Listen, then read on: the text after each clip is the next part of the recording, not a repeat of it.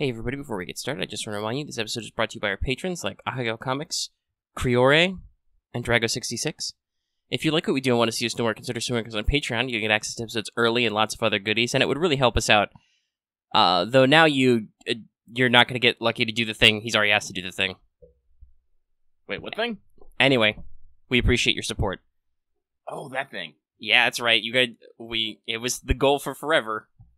It was Or over $100 bucks. Now you got to do dramatic readings. Oh my fucking god! So obviously, hi, welcome. It is the week of the 19th of October, 2018. You're just gonna go ahead and date the episode? Yeah, I'm gonna update this fucking episode. Like, why not? That's fair. As I said, it makes more sense in context what we'd be talking about and whatnot. Sure. Shoot, what was I gonna say? Oh! It is an auspicious week because, as Omega was just saying, we just broke our $100 goal on Patreon. What are we at? Like, 109? Yeah, we're at 109. Basically, in case you couldn't tell from the fact that there was a new name at the front, we got another person at our toppest level. Oops. There, I boinked. I immediately boinked. That wasn't me hitting my mic arm, though. That was me trying to adjust my microphone farther away from my face, and it hit itself. It's funny. I should really, at some point, we should move up to webcams so we can film some of this. Just so you can see me futz around with this thing constantly. Because it's great, but the mic arm is also kind of a pain in the ass in, like, a funny way. Anyway. Yeah, so we got a new top-level patron. So Patreon obviously takes their own cut. So if you give us, like, $20, we only make, like, 18, 19 of that. But still, most of it comes to us. Patreon only takes a tiny slice. But yeah, that's how we end up with weird numbers like 109. Oh my goodness. When did we set the goal for dramatic readings? It was like... God, can I check? It was soon after we started the Patreon. We've been doing the Patreon since, I think, basically the beginning of this year. And, let's see, can I check in the settings when I set that? I don't even remember how we started, but I kind of felt like it started as a joke. And most of the things we do start as jokes. Yeah, and then people on Discord are like, no, I totally want to hear Lucky ranting. Like, we think that'd be funny. I'm all like, oh my god, you fucking people. So yeah, we'll have to pick a good rant. There are several rants. Let's see here. The one that immediately comes to mind is the strawberry milk one.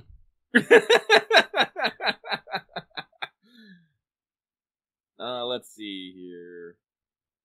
Yeah, my strawberry milk one. There's one. There's my latest one where I just rant about how I can't function in life.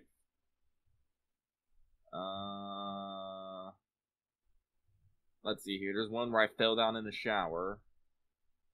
One where I couldn't sleep. Some about work. But yeah, so I think the most optimal way to format that is very simply, I don't remember it now, but you suggested the perfect classical music to put in front of it. It was like Vivaldi's Spring, I think. I think it was. I'll double check. But the solution will probably be similar to how we did the Wanted Tomo episode, where basically you record the raw audio of the rant. I will maybe do an editing pass. Ooh, I'm a little loud. I should back my microphone up. I think I'm yelling. But I'll maybe do an audio editing pass, and then I'll insert bumpers and stuff. And then I'll put it in a video, which will be some very simple graphic. And we can just put those out for everybody to enjoy a dramatic reading. But yeah, so look forward to that. We'll probably... I don't know like how frequently we'll do it, but we'll probably demo one at least this month. Just to get it out there. Yeah. We will eventually make good on all content we promise on, but it's us, so we very often have to experiment first. Gotta figure some shit out. Alright, so I'm gonna do a little demo here, right here, because I found one of my old ones when I was ranting about the lost episode of Anime Power Hour. So, this is kind of what you're gonna get when you hear Lucky's rants. So, as follows. fucking 17 clips in the Caligula. I'm not even at the goddamn halfway point. I'm super glad I took today off. Because I'm going to have to pull an all-nighter on this later. Probably looking at 16 hours actual work. This doesn't count me procrastinating and taking breaks. Also, real talk, my personal philosophy is you can complain if you're doing the work. Make a 3-second clip. Time it to audio. Shit, it's too long. Trimming. Now it's off timing. Recenter. Now it's too short and I have a gap. Find filler clip. Edit clip.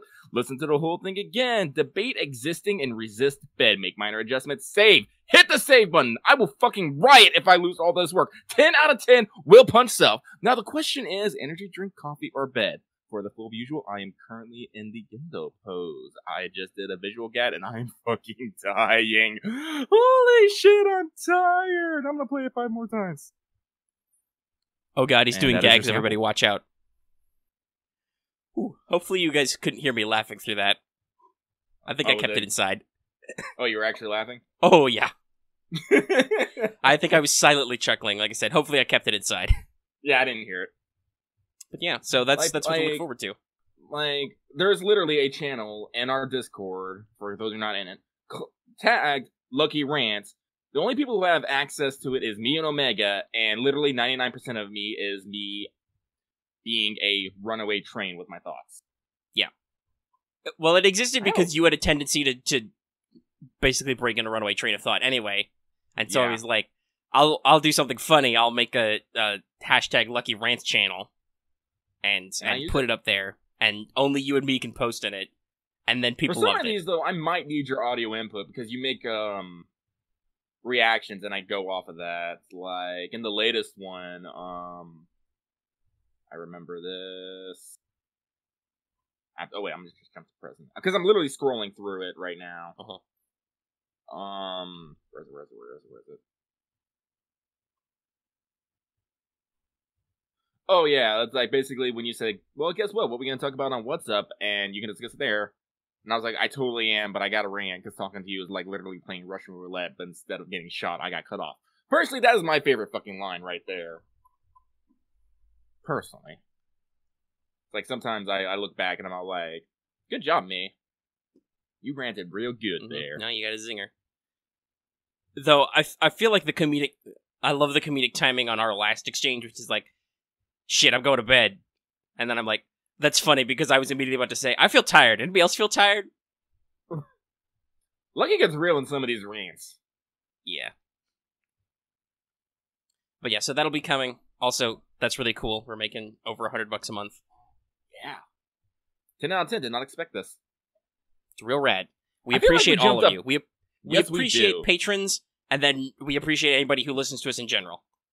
Yes. Because without... I feel like we were floating around like the $50 area for a real long time. Yeah, we had some ups and downs with some different people, like figuring out what level they could afford to pay at regularly. And then this month we've blown up a little. Some of that I think is thanks to doing stuff with Voice again. Because Joe vs. the World is super fucking popular. Also, he's been plugging us regularly at other points. Like, recently he had a tweet where he was like, man, all these people inviting me to do, all these big FGO YouTubers are trying to message me about doing an FGO podcast. But everybody just go subscribe to it. And then he linked our Twitter for the channel. What? Yeah.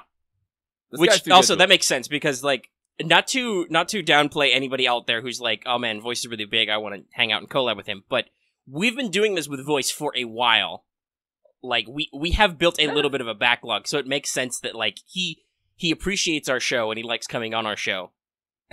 And we may or may not, I don't know if we'll actually want to do that on his birthday, but we may or may not have booked him onto a What's Up. That'll be funny. we have an audio record. Yeah, we left an open invitation. We'll see how he feels in a couple of weeks, but still. We should get him something. We're making $100 a month on a Patreon. We could probably swing something. Let's get him a chisel and just be like, soon. From StudiOmega with love.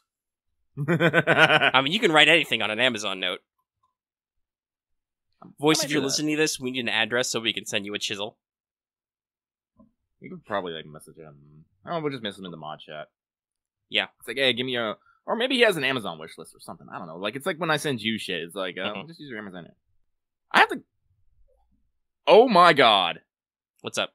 Voice has changed his YouTube name to the Voice of Goblin Slayer Quartz. Yep.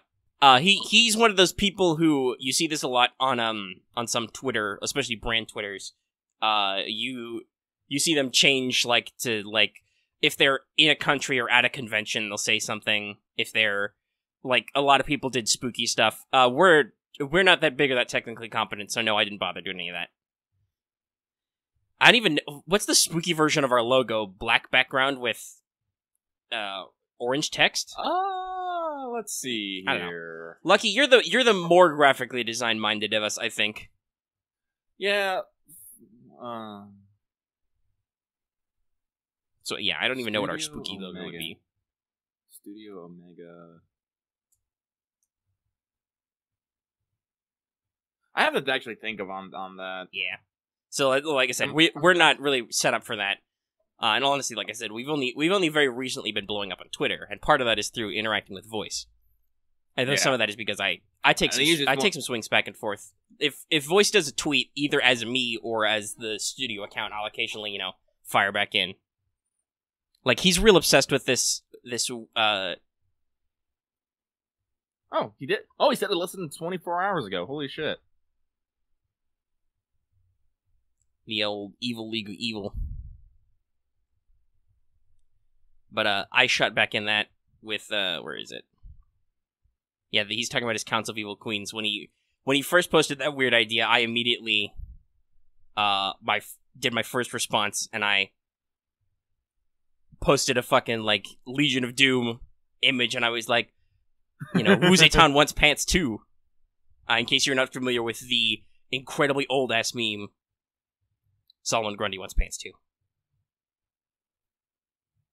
But yeah, so we like Voice and we like hanging out with him, and he likes hanging out with us, so we don't mind that even though we have vastly different sub and view numbers, occasionally shooting back stuff.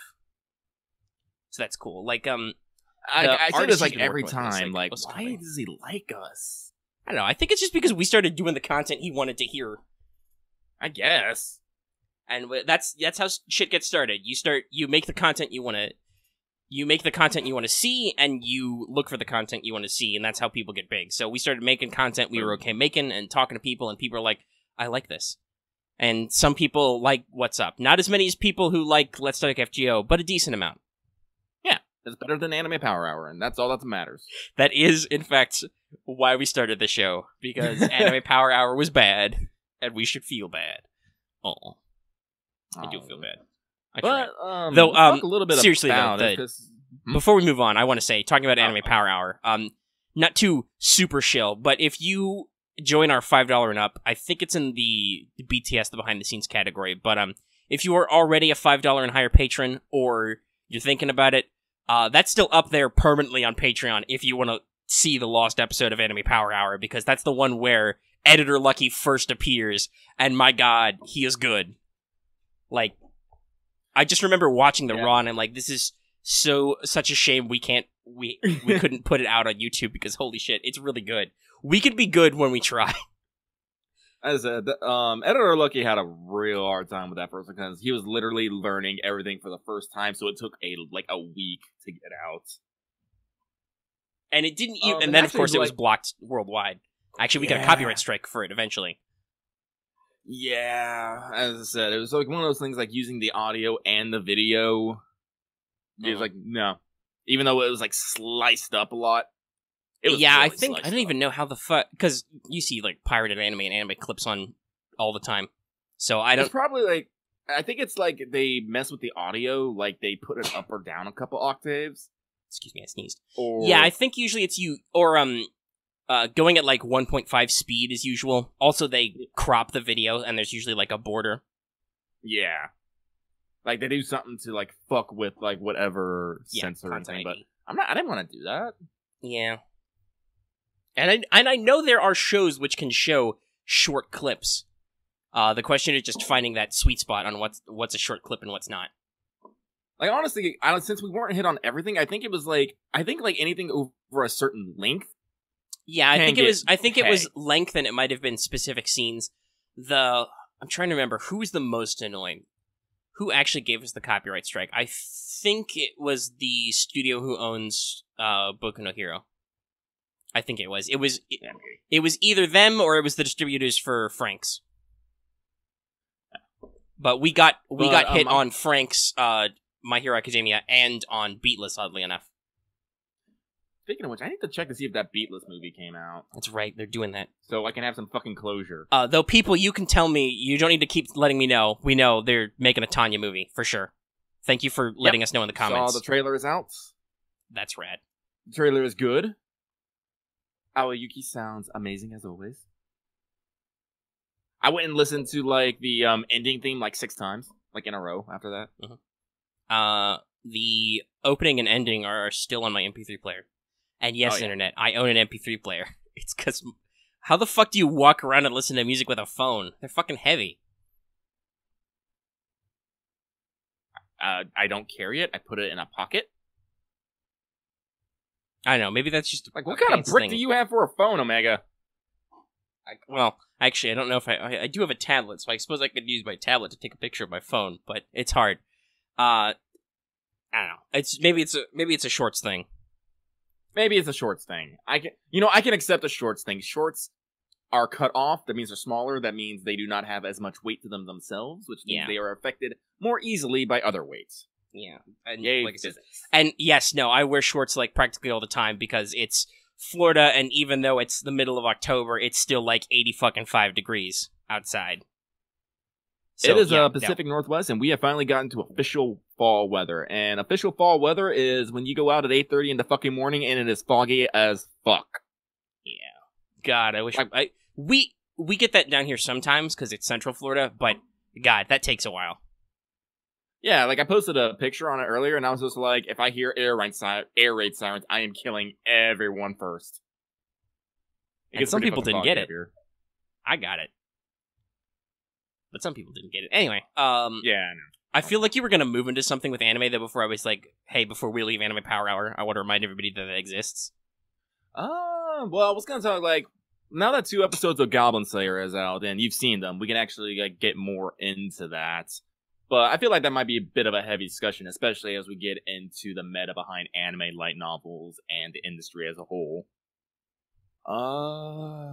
Let's see here. Let's leave that off for a little bit. Have you watched anything else besides Goblin Slayer this core? No, not yet. I mean, Slime, obviously. Slime is good. It's funny. You were like, I remember you yelling about it. It was like, well, that's how I know there's a new episode of So I Reincarnated as a Slime. Yeah, basically this episode, he does a thing where monsters evolve, and the small female goblins have turned into much more well-developed female goblins. And so when the episode was over, my first response was to go online, take a moment, breathe, and type out, I have to wait another week before I can look at Gob Titty. Because I am a man of culture and class. Also, by the way, I would like to point out, dear So I Reincarnated as a Slime, I'm pretty sure the accepted feminine form of goblin is goblet. It is a German and French word. Thank you very much. That's with an E, 2 T's, and an E. Oh. Anyway, yeah, so Slime's real good, the production value's good. It's still adorable. I said, people are having some trouble associating with goblins, because on one hand you have Goblin Slayer, and the other you have Reincarnated as a Slime. People are all like, what do I do? Yeah, that's kind of fun. If there's one thing, I think the fact that I don't know how the fuck they did this, but apparently a lot of the concern over Goblin Slayer started because Crunchyroll labeled it PG. Yeah. Here's the weird thing. The second episode has a fucking content warning, but the second episode isn't really that bad. In fact, when we talk about it later, we can talk about some other stuff with that. But like, it's really weird. It's like they realize they fucked up. And they have to go back. I am dead certain. Like, if you rewatch the first episode now, they have the content warning on there now, and I will swear to the heavens up and down, they did not have that when the they definitely did not. Out. No, because they it wasn't rated properly, and they didn't have a content warning on the first episode. That's why people were surprised when the second one they came out and like they're putting a content warning in now. I was too. I was like, what? But yeah, I'm gonna go into a couple other animes here that I've been watching. One is from a franchise that is infamous in its own ways. Sword Art Online, Alicization. It's now at 2 episodes, and frankly, like when I started it, I was going in a very apprehensive manner because I've come to accept that animes usually cannot do light novels justice. Like, things will be missed out, context will be taken out, all that crazy stuff. You'll miss things.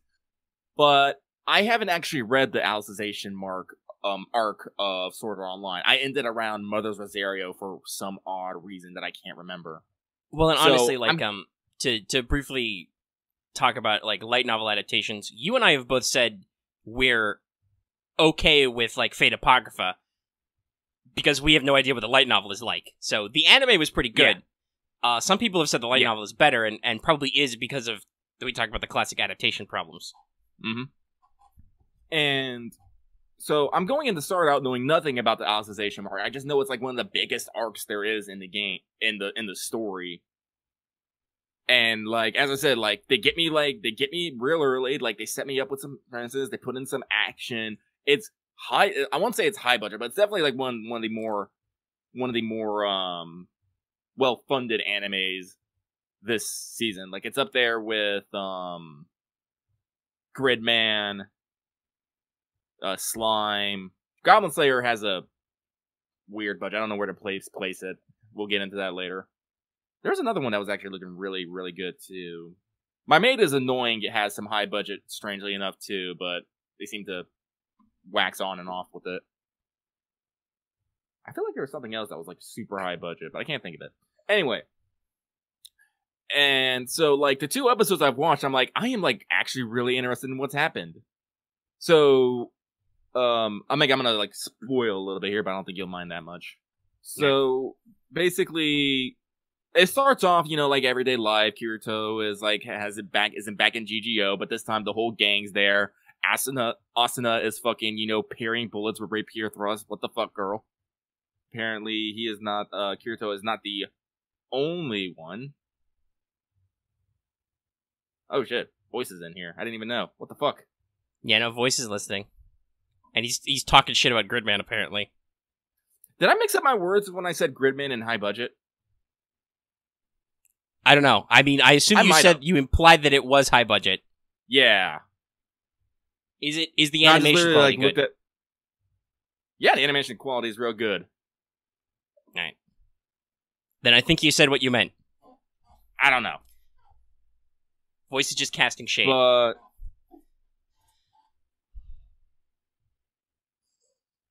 yeah, he's talking shit. Yeah. Anyway, listen, that's also a future bullet point talking about CG in traditional 2D. Yeah. And the short version of that is really good CG is really fucking expensive. Like, have you watched pure CG cartoons? A lot of them are bad. Or at least, a lot of them have a very common look to them. Oh my god. So, oh my god, Voice well, I would say Voice, if you have so much to say, just fucking get in here anyway, but I'm pretty sure at some weird-ass plays where your mic isn't gonna be fucking perfect, so, whatever. But, I was talking about, Alicization, but I'm gonna switch over, because you're talking about full CG animes that I'm watching. I'm watching one of those, you know, those anime shorts that, like, usually, like, 10, 15 minutes, called Himota House. It's completely CG. It's horrible fucking CG, but I still fucking love it because it's adorable and funny as heck. That reminds me, I need to watch The Dragon Prince on Netflix. Yeah, like, I just watched, like, Kuromakuro on Netflix. That one had some wonky CG in it, but it was still, you know, high overall. Let's see here. I mean, like, CG I think is really hit or miss. Yeah, what should be on everybody's mind? Like, if you're talking about just, like, okay, think about this. CG obviously cannot be easy because motherfucking Disney, who are like one of the biggest entertainment brains in the world, they have recently started launching Star Wars Resistance, which is their next all CG cartoon after Rebels. And oh my god, that, like, it's very obvious that they are taking budget shortcuts because the, like, the lighting quality and the style is definitely like another step down. Rebels was already kind of a step down in style from the Clone Wars because George Lucas is a madman who's spent millions of his own dollars making that show pretty. But was it pretty? Like Resistance is even more of obviously a budget conscious measure. Like, hey, guess what? They're in a fucking floating base on an ocean planet, like all those planets in Rebels that were a sky or something, or floating, because that means we don't have to render the ground. So, like, yeah, no, it's some of their design aesthetics are good, but clearly, like, the lighting and texturing and stuff is obviously, like, a step down so they can continue to make stuff on whatever they consider an affordable budget. Even though they're fucking Disney and Lucasfilm, right? Like, it's... They should have all the money they need, but... So, like, I don't hold it against anybody, really, if they can't get, like, super high-quality CG, because it's hard. As I said, like, I don't know, do animation studios, like, when they're working on projects, do they fund their own money into the projects as well? Because you gotta remember, Trigger is, not old money. It really isn't. Yes, I mean, they have a no. Patreon. Like, there's a... Like, obviously, there's studio budget that, like, goes into something, but, yeah, as Voice is saying in our mod channel, the primary source of your funding up front is sponsors or partnerships with people like Crunchyroll. Like for a solid anime series, if Crunchyroll buys out the rights, they pay like enough up front to get like a season or two funded of the show at some times, or at least several episodes. Yes, this is why you always see a Netflix original, and I'm all right. like, Netflix is the same. They throw out the money that you actually need to get a show started. And that's why, like, lots of mainstream anime that plays on, I'll say this, if you've ever watched anime via Witchcraft, you, may see some inserts about sponsors, usually right after the OP, where there's, like, 50 of them. Yeah, no, that used to be how anime got funded. Yeah, and usually if you have to have sponsors or whatnot, they usually get a little bit of say of what goes on in said anime. Yeah. But yeah, so basically what we're saying is that, like, yeah, no, like, it can be very hard to get the budget you need. Yeah. And so, it's still expensive. I still think Gridman... Yeah, so, like, a lot of, like... Yeah, no, Voice, I can definitely agree with that. Especially, like, when you got too many going on. I think that was kind of maybe was the problem with Darling in the Franxx, is they were trying for too many things. Yeah, if we want to be frank, I mean, you've said we both liked it a lot when it happened. Yeah, as I said, it's not something we would watch again though. Yeah, no, like I mean, maybe I would, but that's just because I'd be looking for like certain standout points in the genre. Yeah, but that's because, like I said, Frank's pushed me to finish a whole fucking mecha-based RPG, basically. So like that's there's some thematic attachment, but otherwise no. Like on its own, I mean, it has its highs, its lows, it's good, but it's not a standout. As usual, anime always have this problem. It's got a soft ending. Yeah. Like, on the one hand, sure, it's a great big climax that hits on all the themes, but also they literally cruise through space for, like, forever. For no reason. Just because it's going to take forever. We have to make it take a long time. Or some shit. I don't know. Like, the conclusion's a little weak, but that usually reeks of, like, disconnect between writers, producers, etc. Like, you and I both liked Iron-Blooded Orphans. Gundam IBO. That had a similar problem where the ending is a little weird because there was a point where the producers and the writers were, like, not sure what they actually wanted the conclusion to be, and so the conclusion's a little, mixed, and some people found it off-putting. Because the villains I was okay won. with it. I tell people, it's not the ending that you wanted, but it's the ending that you needed. I mean, yeah, no, like, thematically it makes sense, and it works for what the series was established as, but still, like, at the same time, it's like I talked about with Anglemon. The ratio of people I liked who got stabbed to people I didn't like who got stabbed did not make me feel good as a person. Though, that one smug prick did get crushed, and everybody rejoiced. And everybody rejoiced. God damn it. Nobody liked that fucking asshole. No one. But back on Gridman, like, I might be looking through Gridman through nostalgia glasses, because... for those of you who are not in the know, I am 99% sure that the SSSS in the title actually refers to Superhuman Samurai Cyber Squad, which was basically the American rip of Gridman, the hyper agent from back in the frickin' 90s. Like, cause Gridman was originally a show kind of like Ultraman, made by the same frickin' company, in fact. And for a while there, a lot of American companies were buying up the video assets, copy and snipping them up and pasting them over with, some good old 90 kids, saying cool shit. I mean, well, also, let's everybody knows about Voltron, right? Like, yeah. One of the classic early, we're going to entirely repurpose this anime. Mm-hmm. And Power Rangers is the live-action version. We're going to repurpose this Super Sentai footage into an American TV show. Yeah, Power Rangers. Like, there's a lot of them, actually, when you look back on it. Like, Power Rangers, like, for a long time was that. Well, Power Rangers, still is. They still buy the Sentai footage from Japan. Like, at this point, they might as well just bring over the actual stuff. But then you have, thematic problems. And also remember, there's a disconnect between, JPTV and US TV. What's cool and what's not. Also that, licenses. The world of copyright and property issues is a big confusing mess. Yeah, I know, but for bringing over what we have now, might as well keep bringing it over. Mm-hmm. But, so basically, watching Gridman, like, at first it didn't click with me. It honestly didn't.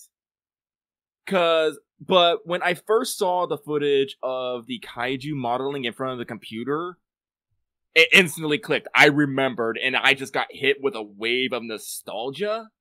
And then the second episode comes out, and you see more of that, and oh my god, the character designs, the character designs are like super on point. Like, we can talk about Rika's thick thighs, like, all freaking day, and just the curves on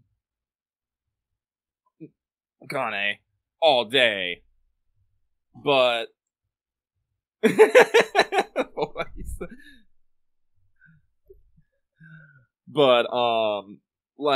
really designed, like, the CG, yeah, I'll grant it, it's not the freaking greatest, but, like, have you seen, like, how much detail is actually on the damn kaijus? It's freaking nuts. Basically, the way this conversation ends is I was thinking about this beforehand, because I know you guys have been talking about it, and I see the art everywhere, the fan art of the characters. I'm like, Lucky, do I need to watch Gridman? Is going to be how this conversation ends? Yeah. All right, I'll put it in the queue. Put it in the queue. Watch Gridman. Watch the first 2 episodes, because, as I said, with this one, I think they're getting a bit back to the classic Trigger, where shit's kind of funny at times. The gags. Honestly, yeah. Trigger's had some great joke animes too. They've got some great comedy under their belt. Yeah, they do. As I said, like, it starts to shine in the second episode when they introduce another character. The main villain, antagonist, is heckin' adorable. I fucking love her. As I said, the animation's alright. The story, I'm not quite sure where they're going with it yet. As I said, we're only 2 episodes in. They did make kind of a faux pas as the protagonist wakes up with amnesia. I'm like, great. Now we have a great reason for exposition everywhere. But as I said, I'm getting hit with, like, I'm watching it, like, half, like, well, I can't say half. I'm watching it a third for, this seems interesting and it's Trigger. A third because I love these girls' design. And a third because it's goddamn nostalgia wave. Just whoosh all over me. So I'll see if 2 of those 3 things work for me, and I'll try it out. I'll put it in my queue. Yeah. The other thing, like, I wondered if you might talk about this, but I haven't watched it yet, because you asked what I've been watching. Mm-hmm. I haven't watched it yet, but I do have, it's Zombieland Saga, right? Zombieland Saga? Yeah. Yeah. So I've been hearing, and I've even seen some, like, screen grabs and stuff, that it's a bit of a subtle hit this season. So yeah, did you ever watch Magical Girl Ore? No. Ore? No, you probably did. It's Zombieland Saga is like Magical Ore, as it's kind of making fun of its own genre. Do you know how many, like, there's all these idol girl animes coming out, you know, just about girls getting on stage, singing a fucking lot, you know, being happy and all that crazy shit. I'm familiar with the concept. I don't watch that sort of anime, but I'm familiar with it. Yeah, so Zombieland Saga is pretty much making fun of that. Basically, all these girls who used to be like, used to like be some big hit wonder, like singer or whatever, they're all dead, and some mad scientist decides he's gonna resurrect them all to make the ultimate idols. By the way, that's when I'm saying I've seen some screen grabs. That's the one I've seen. I've seen the intro scene where the main character gets fucking creamed by a truck. Yeah, out of nowhere. And then metal starts playing, and and their first gig is at a fucking metal concert. And, like, all these zombie girls, like, only one, like, at first, like, the girls, like, aren't conscious. They don't have their personality. They're just mindless zombie. One wakes up, finally, and they try to do this concert, and all the other girls are just zombies, and they just start headbanging so hard that their necks break, and, like, the metalheads in the fucking pit are like, how could they do that? It's so amazing! As, like, the girl who dreams of being an idol just starts screaming into the megaphone. It is... Oh, man, it was good. Like, I haven't watched the rest of it, because, like, as good as it is, like, those kind of animes aren't, like, super high priority. Those are the ones I'm okay with, like, building up, like, a few episodes and then watching them all at once. Yeah, like I said, I've got it queued. I want to check it out. I just haven't had time this week. I recommend it. Let's see. As it Sword Art Online, Alicization, I also recommend. Like, especially if you have not read the light novel, like I have not. Because then I ain't gonna be, like, scrutinizing for every missed detail that the anime does. Because that's what I definitely did in, Death March to a Parallel World Rhapsody, and... What else was it? There's one other that I was, like, super miffed about. Sword Art Online, actually, was one of them, because... Again, so much miscontext. I'm not gonna say I'll never say that Sword Art Online is a masterpiece, but damn it, I like it. And I like the light novel. Yeah, like I said, I've said this before. I like the first arc. The first arc, I think, is it hits pretty good, like, concept and themes that were not necessarily being hit, at least at that time period. Yeah, and I'm sure that the second arc is better in the light novel, but it's not as strong still, even though, to me, like, the concepts aren't, because it kind of gets a little weirdly off form. Like, I kind of felt that way about the second series of the anime, too. Like, when they, like, the first arc, Gun Gale Online, was like, no, that's good. That, like, brought the stakes back up, and that made sense, and, like, it followed some stuff, and it explored some stuff. I've commented before about how the anime was weird, because, like, in the first series, super glossed over all the angst Kirito had about stuff. And then in the second one, it drops it on him like a fucking truck, and you're like, wow, this got really emo all of a sudden, and it's kind of funny how much it's a disconnect from how much I remember that first series. Yeah. I'm sure that's just because they probably didn't... Novel. Actually, I don't even know, I assume that arc was finished being written in light form when they started the first anime, but I don't know. Yeah, no, it was timing. Because I only started reading the light novel because I was watching anime and I heard that it was a light novel. Okay.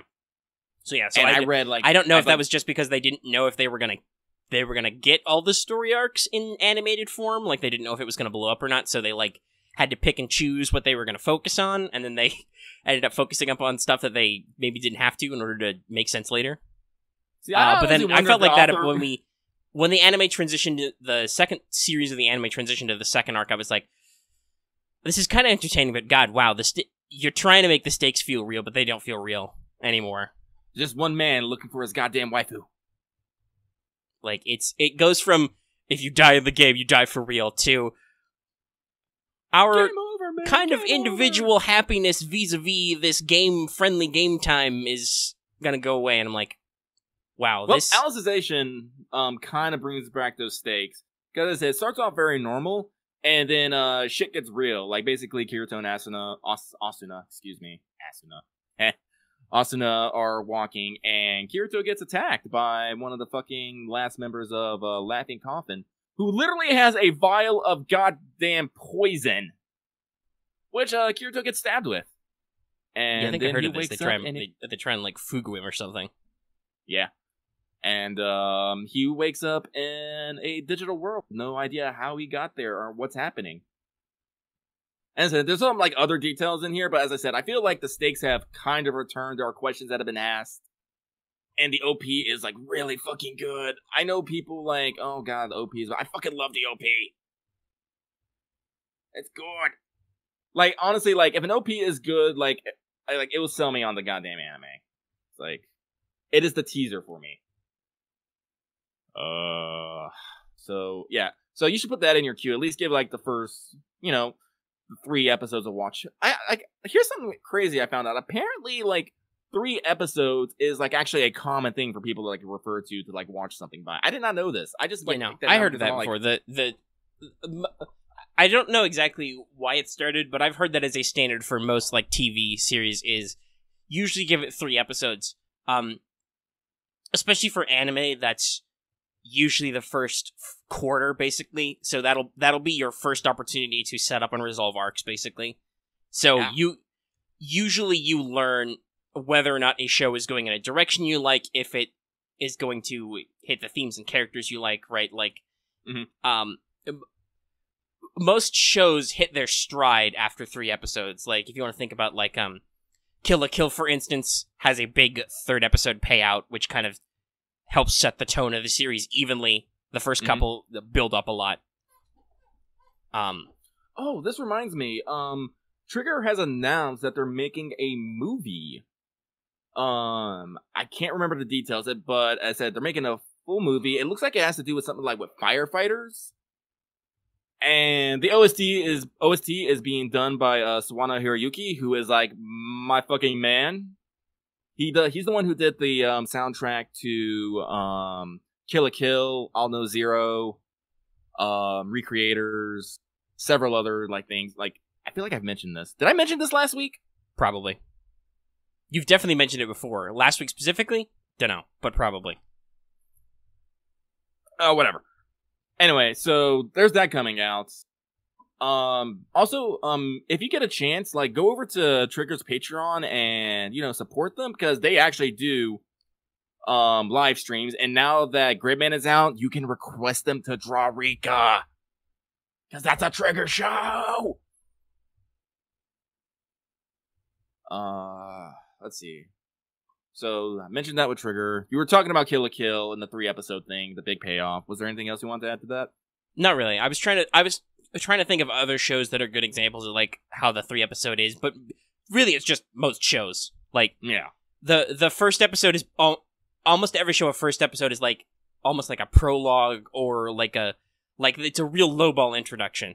We're gonna set up the world, and maybe we'll set up stakes.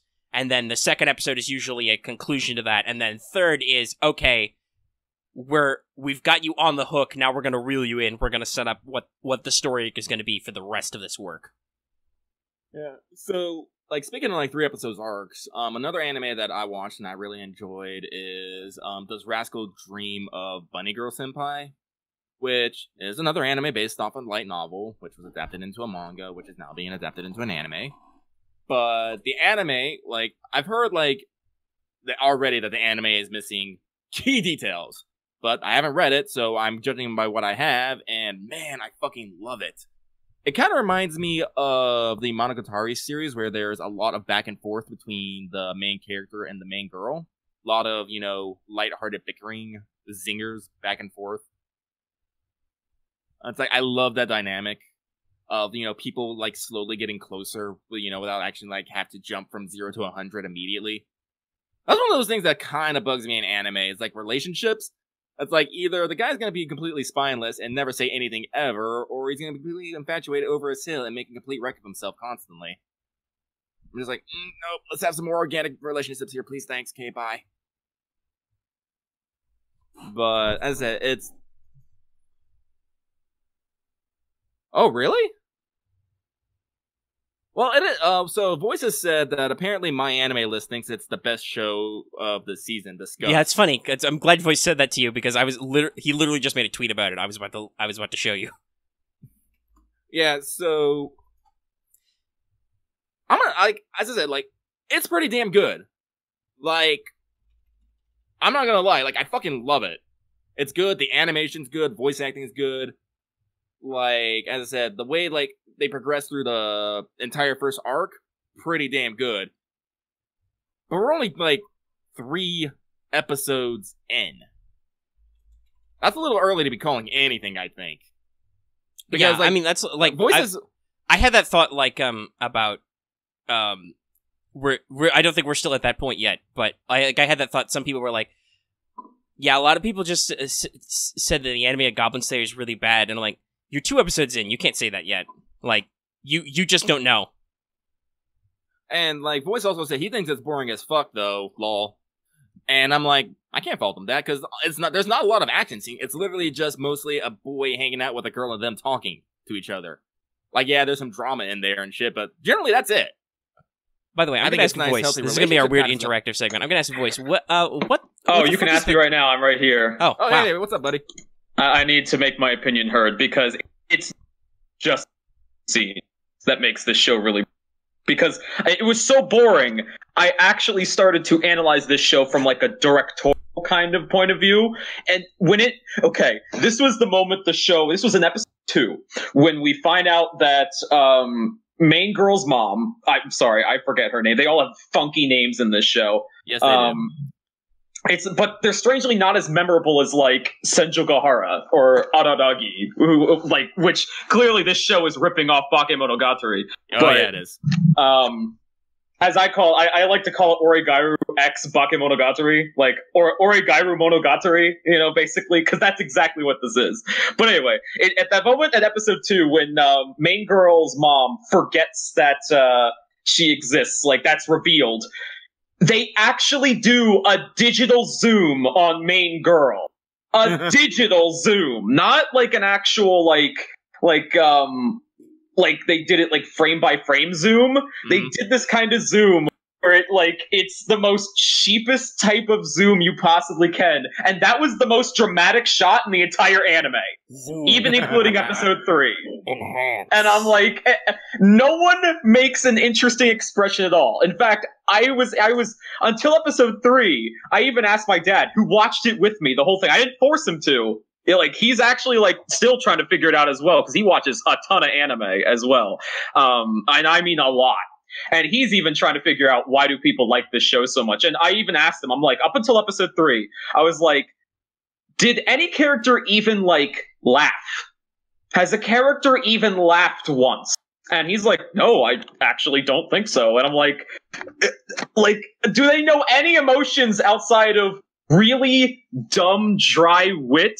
Or, maybe making a gasping emotion. That's the thing. They don't even act like human beings! Well,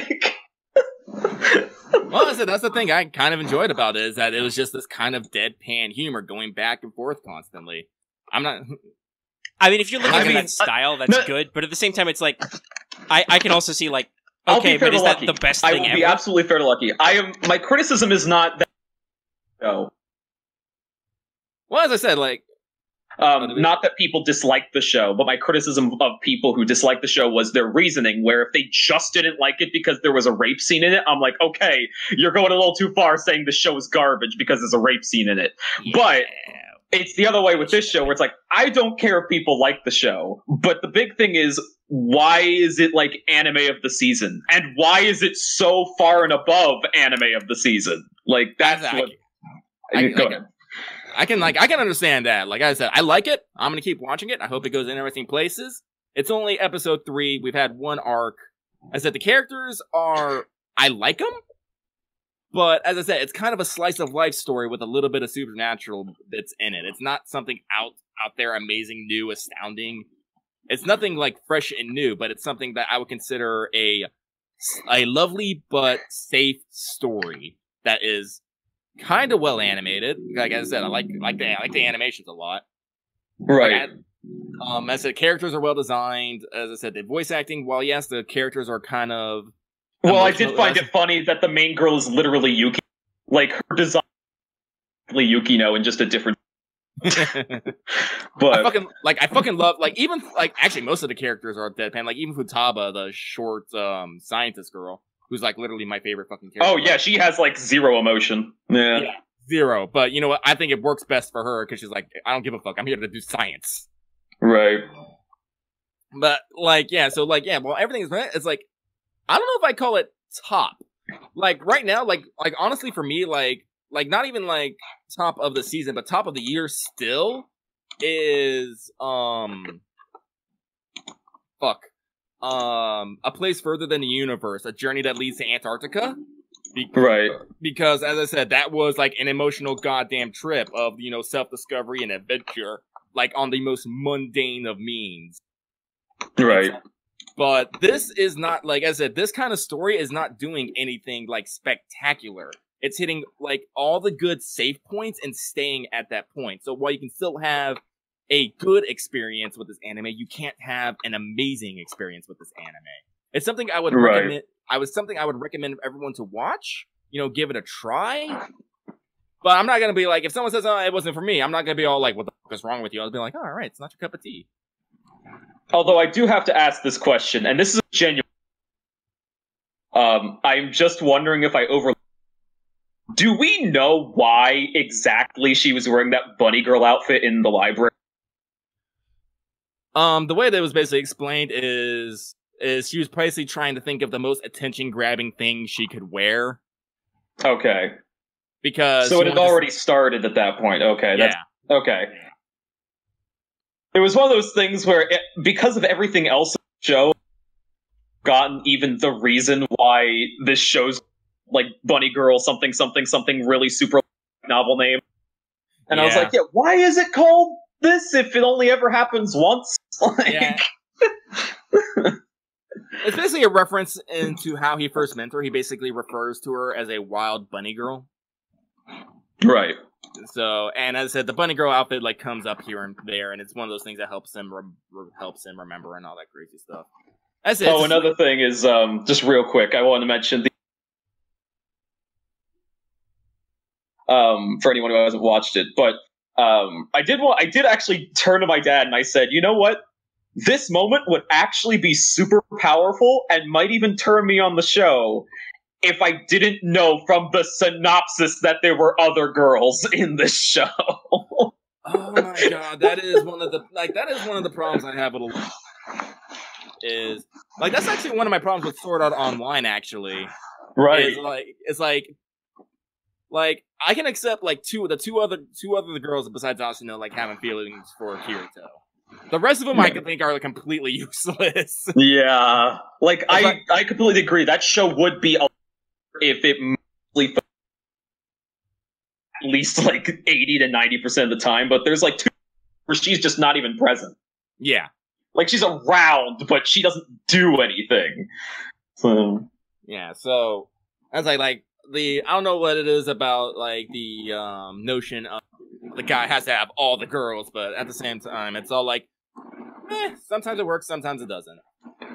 Like I actually probably would have turned on the show if the show had the balls to be like, you know what? These two are in a relationship now. Even if it doesn't work out in the end, like say they break up or something, it's like it still would have had the kahunas to be like, all right, even if there's other girls, like in Bakemonogatari, even if there's other girls, these two are an item. Like actually officially an item. I honestly, like, Bakemonogatari is fucking top tier to me. It's like, hands down being that I was like, Bakemonogatari is one of those few animes I will fucking fight someone over. Yeah, that first season especially is, I think, especially the first lightning season. in a bottle. Yeah. Like, I watched that back, like, I think it was like 2011? Yeah, it was a long time ago. I think it actually aired like 9 or like some long time ago, and I've been following it. Like, I actually got to see if they actually going to start releasing the light novels over the U.S. I got to check because I would actually love to have them. Because that is something that actually I do want to mention is we're starting to get a slight light novel boom over here in America. Like recently, I literally just ordered because I kind of want to, you know, put my foot down and take my stance. I ordered the first 3 volumes of Goblin Slayer and the first 3 volumes of That Time I Reincarnated as a Slime. Oh, another thing is that, like, Goblin Slayer, I'll see it in the show yet. So I'm not people. Goblin Slayer is awesome, even though only I just wanted to point that out. Oh, I was just saying that I wasn't expecting, like, it's not like I'm sitting here like people, like, if they take my words the wrong way and be like, oh, well, you said Goblin Slayer was your favorite show, so therefore you want people to think Goblin Slayer is the anime of the season. I'm like, no, because, like, not much has actually even happened yet, so obviously I just don't want people overhyping a show and then getting disappointed, like what happened with Darling and the Franxx. Like, you need to, like, regardless of whether you thought that show was good by the end or not, there were a lot of people disappointed by that ending, and thus I'm like, but that's the problem. People overhyped the shit out of that show. Yeah, people are definitely like, oh my god, a Trigger anime. Trigger's gonna save anime again, just like they did with Kill la Kill. Because in case you guys forgot, that was literally a thing people said when Kill la Kill was coming out. They were like, holy shit, Trigger is saving anime. I remember that, yes. And that's because it at the time it was a standout. It was like they were back to doing this weird over-the-top style that a lot of those guys who were in Trigger had been doing, like, back at Gainax, when that was one of those eras where we were particularly bogged down in moe shit anime that nobody cares about. Just lowest common denominator shit. Which, I'm sure there is still lots of LCD shovel, basically the anime equivalent of shovelware in Japan, but I think most of our overseas, like, licensors and distributors have gotten to the point where they just ignore all that shit. Yeah, shovelware, vaporware, those are two terms I usually hear. Mm-hmm. Yeah, cause... Bleh. So yeah, Tengen Toppa Gurren Lagann was amazing. To put it lightly, yes. Amazing. Freaking amazing. As I said, so... And then those guys went to form Trigger. They made a couple weird shows. Like, have either of you seen Inferno Cop? I have seen clips of Inferno Cop, but I haven't watched it, like, back to back. Inferno Cop is a masterpiece. 10 out of 10. 10 out of 10. Watch on drugs all the time. Drunk or on drugs, either. Yeah. Have a good time. Let's see. Like, then they've done, I think they did Kill la Kill. Then they did. Although you forgot about the masterpiece in between, Panty and Stocking. Oh god, that's right. They did do Panty and Stocking. That was their last. That was their swan song. Yeah, which is a terrible shame because that means I'm probably never getting my fucking second season of that show. You are never getting a second season. Nope. Which is real bad because that is a fucking cliffhanger and a half that show ends on. Mm-hmm. Let's see. Then it was Kill la Kill. Then I can't remember if it was Kiz Naivers or Space Patrol Luluco. I think it was Luluco actually first? Little Witch Academia came out, the OVA. Right, yeah, they did the OVA first. Right. And that was a huge deal. Everybody, including myself, fucking loved that. No, yeah. Great. Then they crowdfunded the second one, the movie. Mm-hmm. And fun fact, Space Patrol Luluco is actually an origin story of one of the 3 mascots that Trigger has. Because there's Trigger, Stock, and... what was the third one? I can't remember the third girl's name. I can't either. But they're all cute and amazing. And apparently Trigger wants to do origin stories for all of them, which is one of the reasons why they have a Patreon. Go fund them. Mm-hmm. So, and there is one more show in between Kiz. I'm trying to think. That's their light novel adaptation. Remember, Battle One Nichijoke no Nakade. Otherwise known as when supernatural battles become commonplace. They did that? Yes, that was them. That was Trigger. That was all Trigger. Really? No one else. It was just Trigger. Yep. It was a light novel adaptation they did. I know it was a light novel adaptation. I didn't know Trigger did it. I liked it. It wasn't I thought it was Garbo, but hey, it was a trash light novel, and I guess they needed the money. As I said, I'm super unjaded when it comes to anime, so, Yeah, our philosophy in general is let people like things, but at the same time, like you said earlier, Voice, I totally understand that, let's not paint with too broad a brush either. Yeah. Overhyped expectation is... There are basically 2 things that I think that hurt a creative work, especially in this space, unnecessarily, which Voice basically just brought up both of them. One is when you... Well, basically, they both come from when you make assumptions about the work before you actually watch it, so either you hype a work, you assume, oh my god, Trigger made something, it's gonna save anime again. Probably not. I'm gonna be honest, that's hard to do that work all the time and constantly save anime.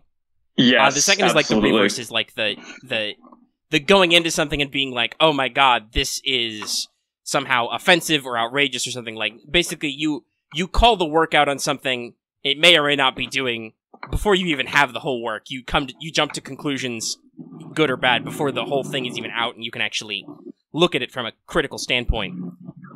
That hurts the work. And it's like, don't do either of those. Like, watch something for yourself. You're allowed to like it, but also accept that some people are going to be like, yeah, I didn't follow that at all. Yeah, I know. Like, that's what I like to do with Mega. It's like, Mega, you should watch this. And he's like, okay, I didn't like it. I'm like, cool, how about this? It's alright. And then sometimes I'm like, I fucking loved it. That's amazing. If there's a show you don't like, there's always like... I mean, everybody has that, like, that first thing you liked that was probably trash. Yeah. I or at the very least, a lot of them like that are trash. weirdly written. And that's fine. Yeah, it's like, and that's fine. Like, me liking something has nothing to do with you liking something. And I think that's one of those things people need to get away. Sometimes you might have to explain why you like it to someone so they'll get it. But as long as they don't take like an attitude with you for liking it, usually it comes out of way. Like I said, you like Goblin Slayer, you must like torture porn. Yeah, well, really. I'm sure that some people. I mean, I've seen some shots from the manga. The manga, I'm pretty sure, is written to appeal to that demographic. We'll talk about whether or not the anime, whether or not the anime is that bad later. In a little bit, I think we're coming there. But no, that don't jump to conclusions about people. They can like stuff just because they like it. Like, some people don't even care about necessarily the quote unquote torture porn. They just like, this is really dark and gritty and serious. I'm just glad that we have an anime that is babby. Yeah.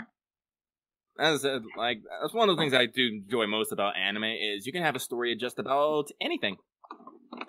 To both the good and the bad, because the Japanese have truly accepted that animation is an open-ended medium. There's been some work done in the US, but that the West really doesn't usually think of animation that way. Like, animation is still either kids' cartoons or adult comedy. Like, yeah, they feel like it's either a medium for jokes, and those are usually like low-budget shit made in Flash, or they're a medium to sell toys, basically. As Voice wrestles boxes, Pixar, it sounds like. We have Pixar over here, and they try to do their damnedest to make good animated films, but they still get swept under the rug when it comes to any sort of recognition. And they're still most of their work is still family oriented. Now, that's different from being aimed for kids. It's very important to make this distinction. Yeah. Like, family oriented stuff is different than kids stuff, because if something is a true family movie, that means adults can watch it too. Real talk, I cried at Toy Story 3. I fucking cried. I guess that really isn't like much of a surprise coming from me, but you know, anime is not the only thing I cry at, man. Actually, you want to know a really interesting opinion and endings? I actually cried at the end of Angel Beats. I ain't gonna refrain from saying that, but no, I cried too. I think the anime itself is garbo. I actually think it's a total mess. But I genuinely felt super heartfelt at the ending. I thought the ending was spectacular. And hey, sometimes that's why you want to watch a whole work. It's because sometimes it's like, okay, so maybe it wasn't well made or well produced, but sometimes the emotional beats still land. Right. Because humans are suckers. Does some weird ass work sometimes. Like, humans are suckers. The people who made Angel Beats, yeah, they made a Planet After Story. Yeah, Canon, Air, Little Busters. Yeah, they do a lot of emotional things, and Angel Beats was, another one right up that vein. If I'm remembering right, a lot of those are visual novel adaptations. Yeah. Yeah, Angel Beats was actually, I think, the first one they did that was not.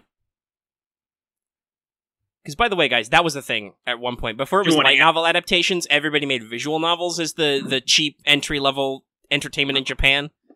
Because it was just writing and computer programming and some stills. Of the early 2000s. I think I still have some of the OSTs from Girls the Monster. Although this is also why I hate... We shouldn't throw stones about actually, we shouldn't throw stones about light novel adaptations or about visual novel adaptations, because the anime for some of the anime, at least for Fate and for Kara no Kyokai, are really good. But Right. That's because UFO Table is amazing. Underline, this is why I also hate the excuse of stuff I'm not really keen on, because I'll be like, yo, at least that was really good. Or, like in Angel Beats' case, wow, I did not expect that ending to emotionally hit me at my very fucking core. You know? And it was worth it. It actually made the journey worth it. So I'm going to try and ask my question from earlier, but I will admit that voices, at least for me, voice has been breaking up a little, so I hopefully will be able to hear it. But what does hashtag anime OOT mean? Because I literally only see you using that. Oh, it means like anime, or anime out of like text, or out of context. Basically, it's short for Okay. Or something like that, where it's like, this is not normally what I post. I mostly post like Fate stuff, but here's something that's completely unrelated to Fate. Briefly, breaking character there. Yeah, basically. Luckily, And I mean, I understand a lot of people aren't going to anime. agree with me when I make a tweet about something like, oh, well, I think this show is really lame, and I don't get why people like it so much, or something like that. It's like, I expect people to not necessarily agree with me, but I still put it out there because I'm like, hey, if your opinion can be valid, then why can't my opinion? Well, Hang also, on, I gotta log into our Twitter and write a scathing post about you now. Hang on. but also I've got to say, honestly, that's a good thing. We've talked about this before, like with other stuff, but no, challenge yourself. Don't just accept why you like something. If somebody asks you, how can you like this? Because like why do you like this so much? Like, actually look inward. Explain to yourself, why do you like it so much? And if you can't, you should try ask to do that, questions honestly. about you like. Yeah, and we do that a lot on this. We do that a lot both on this show and on Power Hour before. Like, I had so much fun recapping and talking about Killing Bites, despite the fact that Killing Bites is like, you want to talk about lowbrow? Like, goddamn, that shit. I mean, I described it. It's basically pro wrestling stories, but with animal people and more blood and nudity. Like, that's all it was, but it worked so well, and it was so entertaining all the time. Well, I can't remember our Twitter, so I guess you are safer now, Void. Oh, Rip. whew. Lucky can't remember right now. I just dodged a bullet. Nice. Sorry, you guys got me talking about anime. I could actually talk about anime for hours. I've seen so many, and I have so many opinions on so many different shit. Have you checked out this? Have you checked out the Sword Art Online one this core? The only reason I haven't is because I've had enough. So I'm sorry. I can honestly, I can't blame you for that. Sword Art Online. There's actually Lucky, been so much at this point. You thought you were done with Sword Art. I can't go 52 more episodes. I'm sorry. Lucky, you said you thought you were done with Sword Art, but only by watching the first couple episodes, you're like, oh, I think this is actually okay. And last, it's like, I thought I'd go out of the way, but they drug me back in. And then it was 2 cores ago was GGO Alternative. Both of us were like, oh my god, this is amazing. They actually did good telling a story in this universe. Yeah. But maybe that's just because I like gun porn. That's fair. Yeah, but as I High-speed said, low like, drag. they'll be coming out with games, they'll be coming out with like other adaptations, they'll be coming out with movies. I'm like, oh man. Like, as much shit as people give, I've said this before, as much shit as people give Sword Art Online, it is making one dude a fuck ton of money. Yeah, Ricky Kawahara, I bet you never put your, when you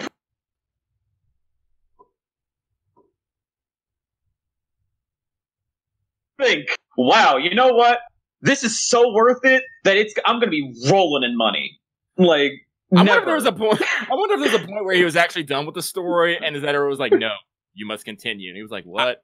I mean, that's how some manga are written. Like, the editor will be like, "Hey, you can't stop now. You can't stop now." Or they're Actually, like, "You need to finish most this famous fucking arc so you example can would write be something else." Yeah, Dragon Ball is definitely the most famous example of that, where the edit a lot of times was what kept Toriyama going. mm-hmm. And also made him make some good decisions, like, because artistically, I think Toriyama wanted a lot of the weirder and creepier forms of the villains, like Frieza and Cell, to stay permanent, and the editor was like, this can't be his final form. Like, this can't be how the villain turns out, and he's like, oh god, yeah, the Android saga where he's like, I want Dr. Gero and his clown pup. And the editor's like, no.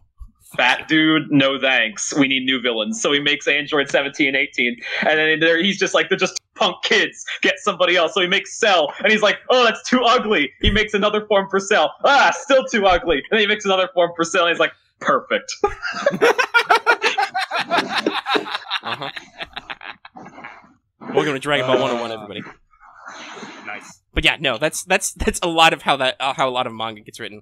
Like, if I remember rightly, we want to talk about great manga heartbreakers. I think with Bleach, several story arcs were shortened or extended because the editor was like, "Hey, I need you to move on. You're going to introduce more characters. Go ahead and hurry that up." Or like, nobody cares about this stuff. Get to the action. People want fights. And he's like, "All right, well." Yeah. Actually, I heard that he's going to be coming out with a new work soon, actually. I think it was a rumor. Is he finally going to do his dream of being a fashion designer? I hope that shit. Well, that's fair. What about, literally, apparently he considered becoming a fashion designer and instead decided to go into manga art. Like, literally, he has the drawing skills for fashion design. He does, but do you remember that announcement that Masashi... Oh yes, I've got this new work planned, and I think it was going to be like in space or something. That was like a year or two ago. I feel like whoever is behind Boruto has probably kidnapped him and is like hanging on. Probably. No, you can't do something else yet. We still need you to advise on the multi-million-dollar series you started. But I want to do something different. No, fuck you, money. By the way, how long have we been waiting for peace talks? God, I don't know. That is an actual excuse, which is like I think I explained on the show that Jim Butcher literally, like, he started a renovation of his house and it took forever. Man needs his creative space, I guess. Well, yeah, literally one of the rooms that was basically unavailable for like several months at a time was his office, so he did not have space to write properly, which is always a pain. Let's see. What other interesting things have I been watching? Oh yes, please do tell, Lucky.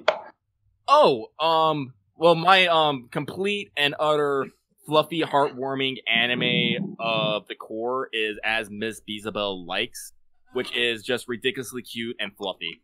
That is the only way to explain it. Basically, the story is everyone's in fucking hell, but everything is fucking pastel colors and fluffy. Not literally fluffy, but everything just kind of has this fluffy aura where everyone's all smiling and happy. They're all devils, but you know who gives a fuck.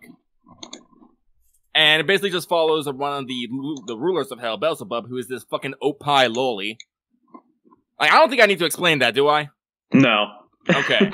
Listen, if you don't get it, need to be explained to me personally. What? And Google exists. And this is more of a... And that is, you ever notice how in anime they only ever seem 3 of the 7 like demon lords, devil lords of the 7 deadly sins? Always Mephistopheles, Lucifer, Beelzebub. They don't know the other 4. Well, they actually put Azrael and I can't pronounce his name. Belphegor in there as well in this one. Oh my god, really? Yeah. But you know who always remembers? Shin Megami Tensei. Yeah, so I can't. Magaten has always remembered all your demon lords. Sorry, I kind of tend to.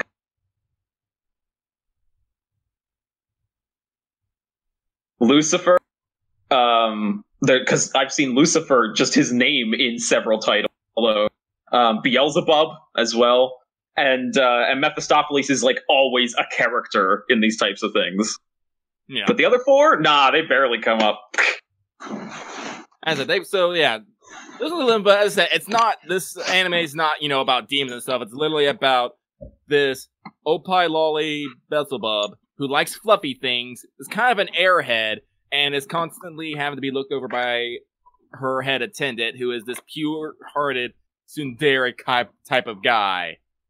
And it's all comedy and fluff and just good, happy feelings. It's something you want to watch after you've had a stressful day at work.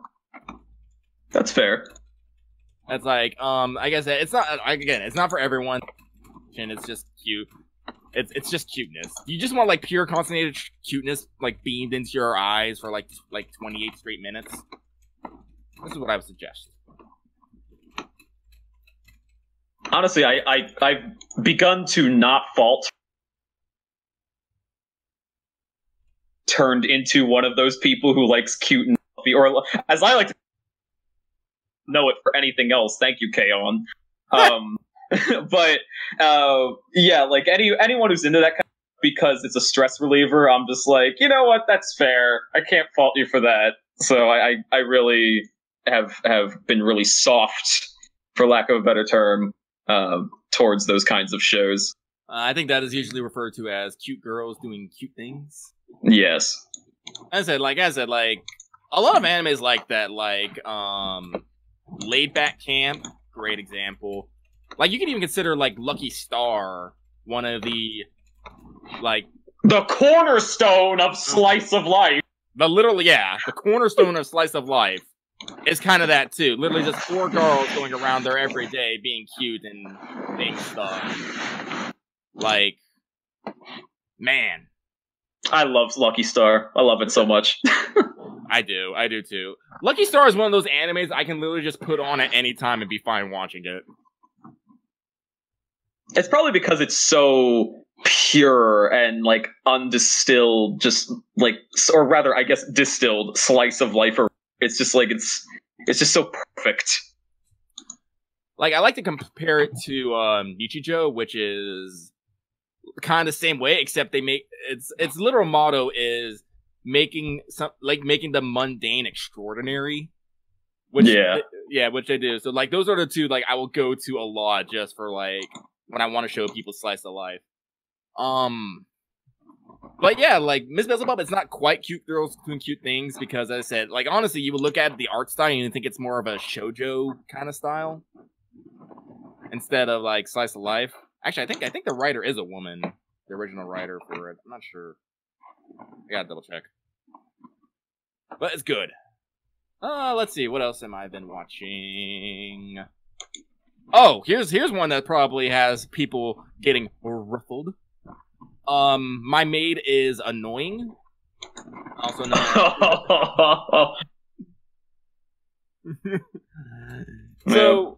So I'm not sure. I'm kind of on the fence about this one. I watch it, but sometimes I have to, like, I have to pause it. I have to, like, step away for a couple minutes here because I don't know how to feel right now. I feel unclean. Basically, the story is an ex-JSDF, I have to think about the acronym, Master Sergeant, has left the military and is looking for a job and is a completely unashamed lolicon. Completely. Like, she goes to Hello Work and says, I want a job where I can hang around cute girls and make them wear clothes, have them wear clothes that I made. So Arc Royal. Like, that's how... Yeah. Pretty much. And, of course, like, Hello Work is like, you can't find a job like that, but guess what? By the end of the job, she has a job doing that where she gets to be a maid of a Russian girl of, like, 2nd grade. Who definitely has, like, some family issues going on, which are probably going to get solved throughout this series. But first she has to deal with a lolicon maid. Oh boy. So, like, honestly, like, I'm watching it, and one of the main reasons why I'm watching it, because this is my fucking aesthetic, is that the maid is fucking ripped. She's jacked, yo. She's even got an eye patch. Yeah, she is. Like, you don't really see much of it unless you, like, watch the ending where she's working out a lot and shit, and you just see her, like, muscles, and I'm like, this is good. This is it's weird, but the Japanese definitely have a primo aesthetic for military ladies that they are, like, locked in on what that is, and it is good. Yeah, and, like, she is ripped, she is strong, and she's a lolicon. Now, I'm I can't say that I'm not a lolicon, but I am specifically a 2D lolicon. I do not like actual kids. I like anime kids. Anime kids are cute. Real kids are not. Real kids annoy the fuck out of me, alright? I mean, like, but I still have to see this in this context. I'm all like, that is a, like, her level of lolicon, like, kind of scares me. I mean, let's really be does. real. There's like people aren't good at this anymore, but there should be a firm distinction between reality and fiction. There's a wonderful internet image cap, which is of, I think it's a book that's on like sexuality or something, but it's an image of it's a painting of a woman cuddling a dragon, and it has the text under it which says, some of your fantasies may be inadvisable to try in real life. That's very true, everyone. Please remember it. Lots of stuff doesn't work in real life for lots of reasons. Both that's practical, moral, ethical. Just I was like, that's why I like anime. It's all like, there's some. I've heard famous comedy bits about like, what you like idealized like movie or TV sex. That's not how that works in real life. No, it does not. Lots of practical things like, oh yeah, no, we can just move some underwear out of the way and get stuff done. No, that's bad. So yeah, no, like what we do that is idealized or unrealized in fiction is not what we do in real life, because real life has many things we have to think about and deal with, including the laws of physics, in addition to the laws of the land. So, yeah, we at StudiOmega, we will firmly say, we're not thought police. What you do in your own mind and what you think is a cool fictional idea, that's fine. Because this is something else I kind of want to talk about even with Goblin Slayer, but like we talked about this, I think specific about it is that there's this weird disconnect in like, especially in the West, about violence versus sex stuff. Like, nobody fucking bats an eyelash if you stab a goblin with a knife and there's blood everywhere. Now, whatever. He was a fucking goblin. He deserved it. But also, it's like, yeah, no, like what people think is socially acceptable or not in a fantasy context is weird. Like, if you pragmatically did all the violent stuff that we accept in like action movies or whatever, that'd be really fucked up, wouldn't it? So, like, yeah, no, like we draw clear distinctions, or we should draw clear distinctions between. I like fictional stories. I like fictional character designs for like aesthetic reasons, or like these idealized concepts. And then there's what I would do in my real life that I have to deal with forever because, like, man, God, parkour's really cool, but, well, first of all, I don't live where you could do it. It ain't practical. Do you see me running around being a traceur?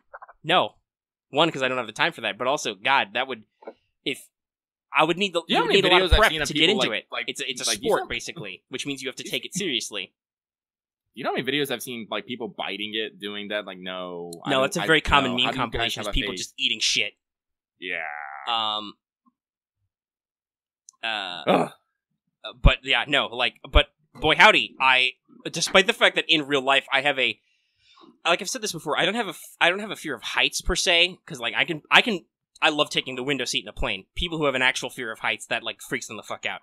I have a strong sense though of like vertigo or fear of falling though. Like if I get close to a tall edge, even if it's not that tall, like if I look down at the ground, that freaks me out a little. I fucking loved Mirror's Edge. Oh god, actually, that reminds me. I never got around to buying the sequel/prequel of that. I should, if it was good. But no, I loved Mirror's Edge, despite the fact that there's no fucking way I could do that in real life, for multiple reasons. Multiple reasons why I couldn't do that.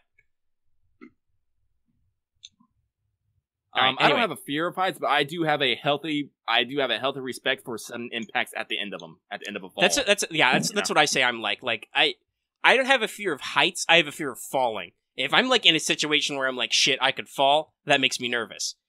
If I'm like, hey, you're like a billion stories up in the air, I'm like, yeah, fucking whatever. It's the same way I feel about the ocean. Like, I love swimming. I do not like being out in the middle of the open ocean with the sharks, but I watched Jaws and Deep Blue Sea at a formative age, so that's my problem. That's not the ocean's problem, but me and the ocean don't get along. Despite the fact, like I said, I love swimming. I don't have any fear of, like, I know how to swim perfectly. I used to swim a lot, because when I lived in South Florida, we had a pool in our backyard. I know, audience, that's not literally every house in Florida. That's not how that works. But there was one house, Did yes, you ever where we find had a gator in your pool? No. We lived in a gated community. I'm about to say, are you sure you live in Florida? No, it was a gated community, and the backyard was fenced with like a tall wooden fence, Gators are an evolutionary miracle, but they can't. I'm pretty sure they can't climb sheer surfaces. Well, we gotta watch out for the day that they can. Land shark.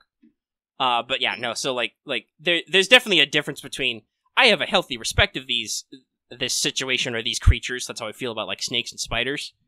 I have a healthy respect of you. I didn't have an irrational fear about that. Like, I've talked about what my experience with having an irrational fear of, like, bees and wasps is like. I do not have that about other things, but it's like, I have a healthy respect of you, and if you come at me, I will destroy you, but otherwise, we can go about our business. That's how I felt like... That's just how humans exist in nature, right? Like, most of the time, you're just, hey, you mind your business, I'll mind my business, we're fine, but if you come at me, I will fucking end you. I don't know. I think that's for, like, a good... It's like the ending of Parasite. I connected it back to anime. How about Parasite was a good adaptation. I loved Parasite. I read the manga originally, and I read it all the way to the end, and when I watched the anime, I'm all like, this is some good adaptation shit. Delicious. Yeah. Just an all-around very solid show. They even did the part where his penis turns into a hand. I wasn't sure that was going to make it in. Yeah! Listen, you're surprised it wasn't fixed in an anime sometimes. Like, talking about fucking killing bites. It might have just been because it was the international uncensored version, but there was some stuff that show got away with. Oh yeah, I remember. Double Dick Snake Man. And yet people are surprised when there's a rape scene in Goblin Slayer. Like, please, anime's been doing this. Oh yeah, no, like... I wonder if it was because it was a non-human on a human. I don't know. I don't know if that matters. That might have been it. Maybe. It could have been. Probably. Maybe it was just people don't... I feel like it's time. We should go ahead and just get into... Let's break into Goblin Slayer. Woo! Goblin Slayer! This is my favorite. Being the only one who has that opinion. So... I wrote my... I finally watched the 2 episodes. I wrote my thoughts down. I already shared these with Lucky, so we talked about it a little. But I had to write my thoughts down because I was like, I'm going to forget this in a week. Which is good, because I would have forgot this in the week because, let's see, what time are we at? We're at over an hour and a half. We have not got to the one thing I really wanted to talk about yet. Because we talked about for anime for an hour and a half. But we're still on anime, so let's cover Goblin Slayer. So I figure I'll read my notes as I wrote them. And... We'll talk about some points from there. So, I wrote down, so the first episode is as brutal as advertised, but sufficiently forewarned and forearmed, I didn't have any trouble getting past it. Because it's not super explicit, it's about as... It's rough, but it's obviously, I think it's on TV somewhere in Japan, so it's not super explicit, but it's enough to let you know, hey, bad shit's happening. Like, and Lucky, you've actually quoted the sections of the light novel to me. As a result of me making this discussion. So it's in a similar vein to how the light novel is presented, but in a visual medium. It's like, listen, something really bad is happening. We're going to allude to it and let you understand the emotional weight, but we're not going to show anything explicit because that would be weird. Yeah. And apparently the manga's opinion is, we're going to show you something explicit because we want to freak you the fuck out. That's why you bought this, right? As I think as this discussion has grown, I've gotten... Without ever reading it, I have developed a somewhat harsh opinion of the Goblin Slayer manga just from seeing snippets of it and hearing about its visual style. But analysis-wise, I think the first episode scene is intended for shock value, but it's not a cheap shock value.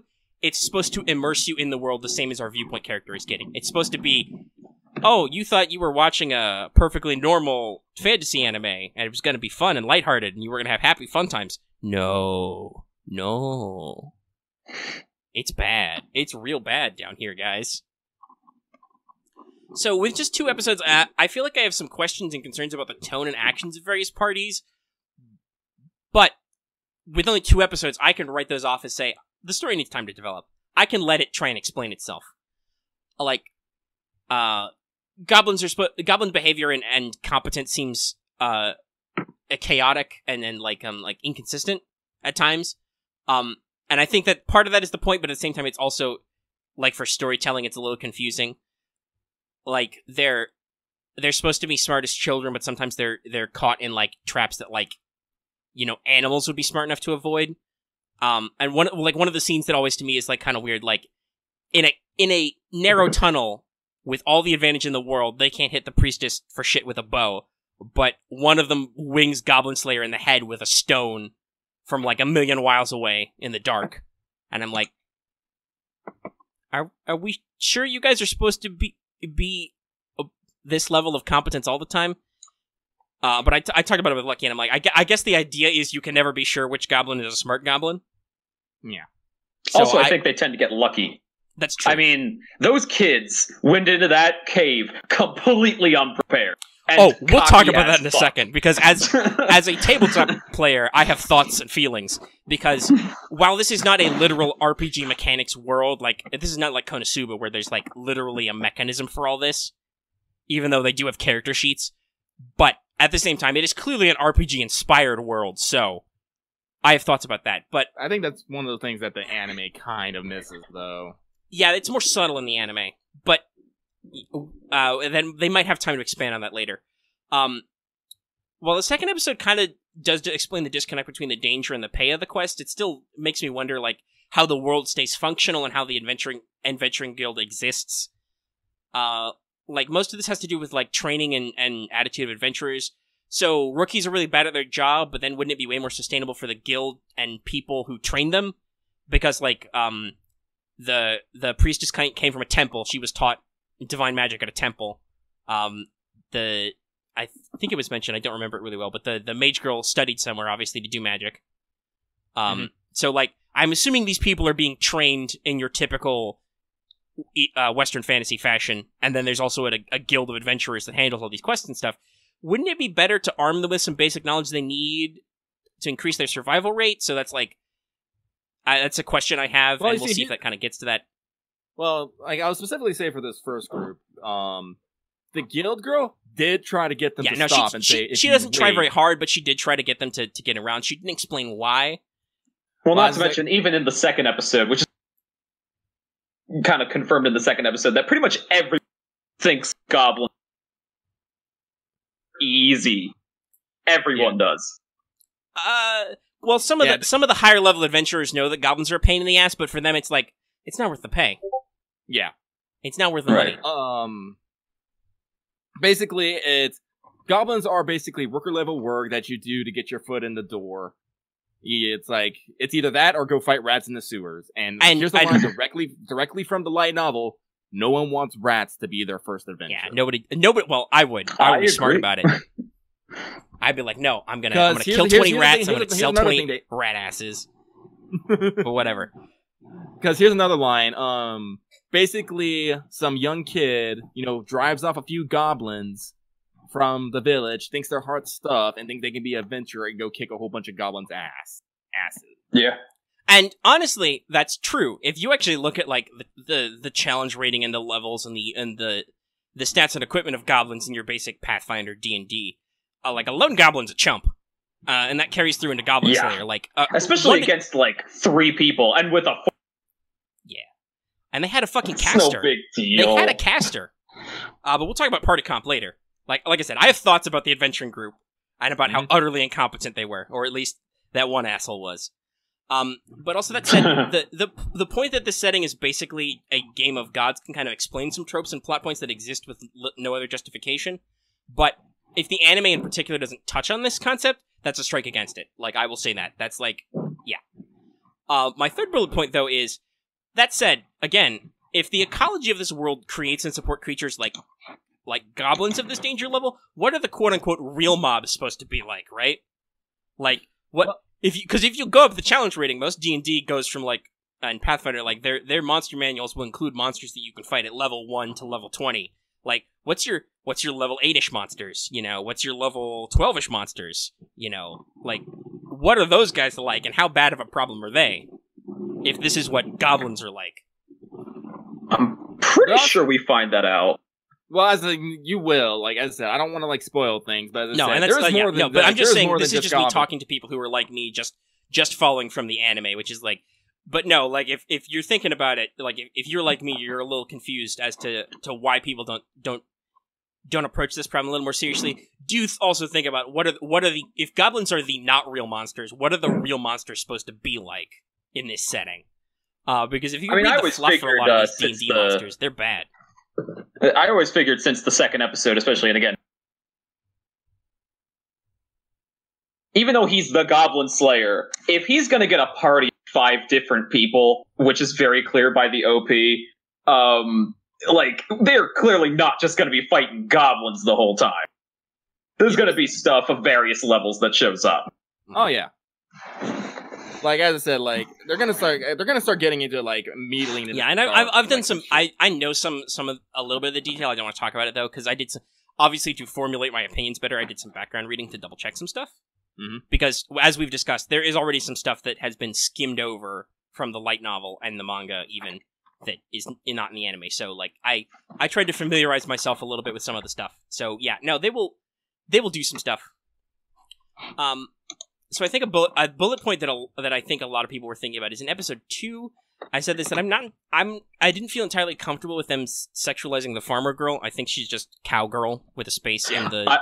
I will admit, she's the only thing I don't.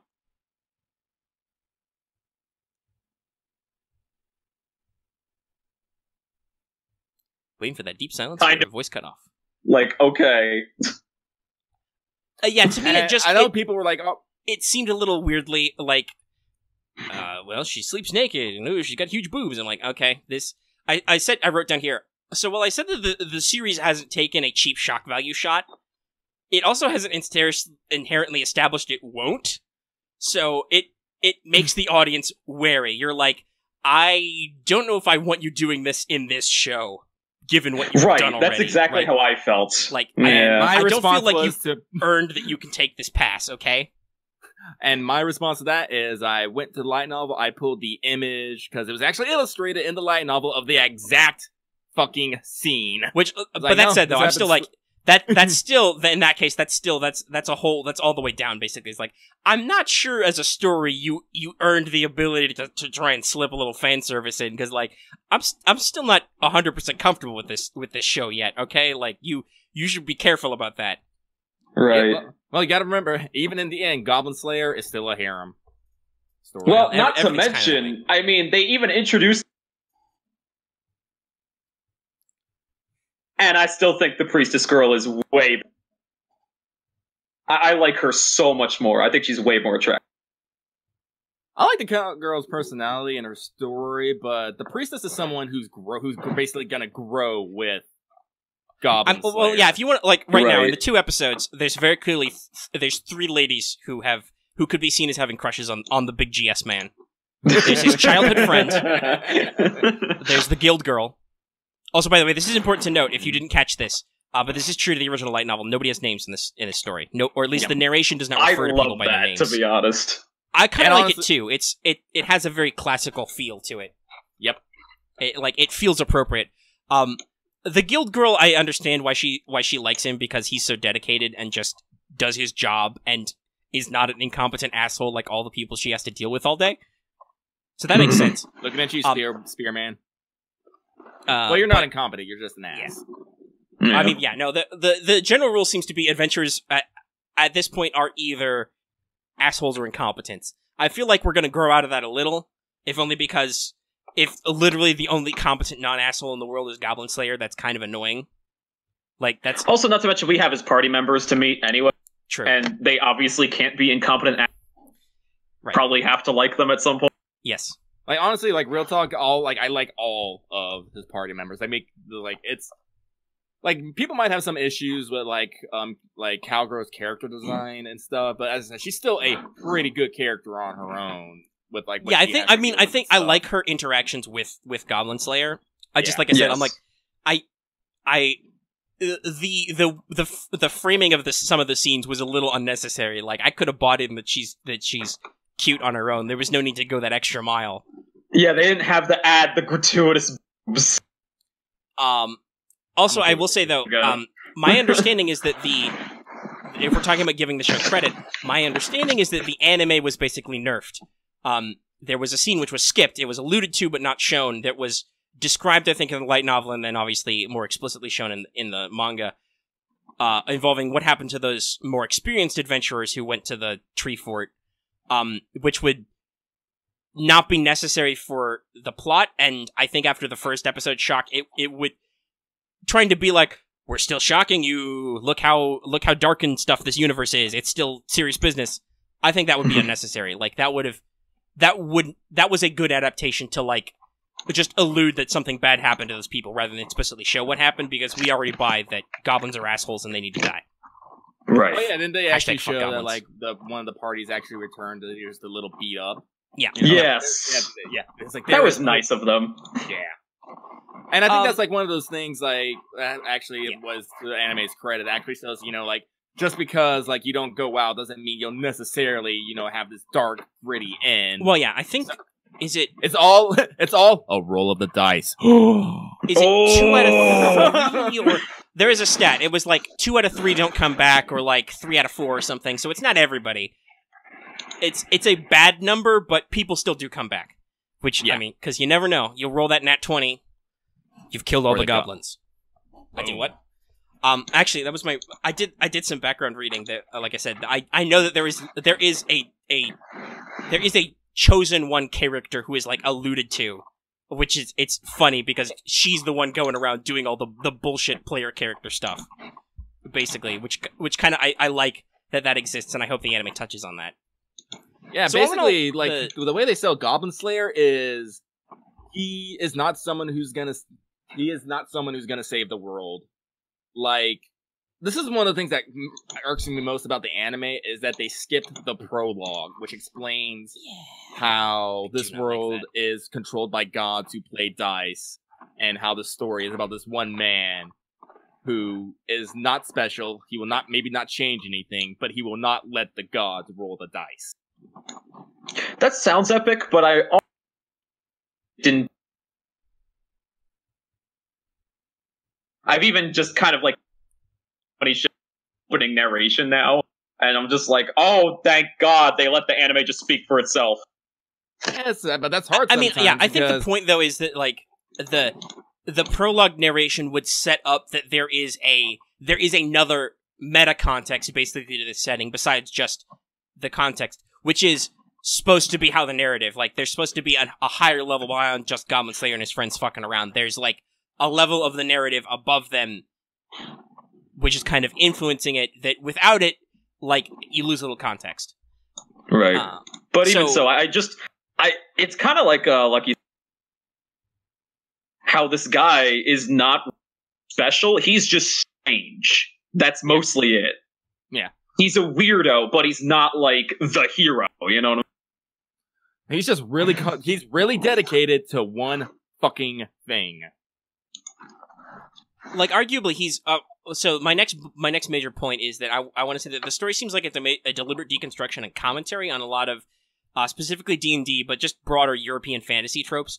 So from a critical standpoint, I can let some of the issues of the plot and storytelling basically be washed over so it can hit the points it wants to hit, because it's telling a story for a reason, basically. And Goblin Slayer himself has basically the classic player character backstory. My village was destroyed by goblins, and it was really fucked up, and now I kill goblins. But he takes it to, like, the extreme. No, I only kill goblins. I'm not mad at, like, the gods of darkness who command the goblins, or I don't hate all monsters. I'm just really hung up because of my deep-seated trauma about fucking goblins. Stab. Stab. So like I said, that's like a deconstruction of that. And then the rest of my list is basically commentary about D&D tropes. So I'll say this because a lot of our audiences, like I know on our Discord and stuff, has been like, they know about tabletop games, but they're not super familiar with them. So I will say this to our audience. If you're not familiar with that, and you're watching Goblin Slayer, this is not usually what it's like unless you're playing a very specific sort of game. Your dungeon master will usually not point out you can't use a longsword in a cave. Or a lot of the, like, realisms which happen here. That's usually almost seen as kind of like a hostile style of DMing, which is usually a faux pas in the hobby at this stage. Like, most places are like, you shouldn't be openly antagonistic to the players, as a general rule. You usually only see this type of stuff when you get players specifically asking for this type of funnel gameplay, and it's called funnel because you pour all the player characters in a funnel and see who comes out. Usually when you do that, though, you go in expecting this type of stuff. And there are, in fact, like, retro-style games which deliberately hearken to this funnel style. You try and prepare for this shit, and then it's a TPK anyway. Yep. So Also, I'm gonna offer like basically what my counterpoint to this was that especially in D&D level 1, you are fucking squishy. Oh yeah, no. Like if I concur. You are definitely. It's very easy to die. I think there's the classic example of with your hit dice in the 2nd edition of D&D. If you were one of the caster type classes, you could get killed by a house cat. Yeah, in one shot. You have like a 1. Yeah, it's great. You have a D4 hit die, and I'm assuming a house cat probably does like either a D3, like a D2, D3, maybe a D4 themselves. You can fucking die. Yeah, because D&D doesn't especially with starting characters, D&D doesn't do armor as damage resistance. It does it as don't get hit. So no. Guess what? Wizards don't wear armor. Most editions you're not allowed to.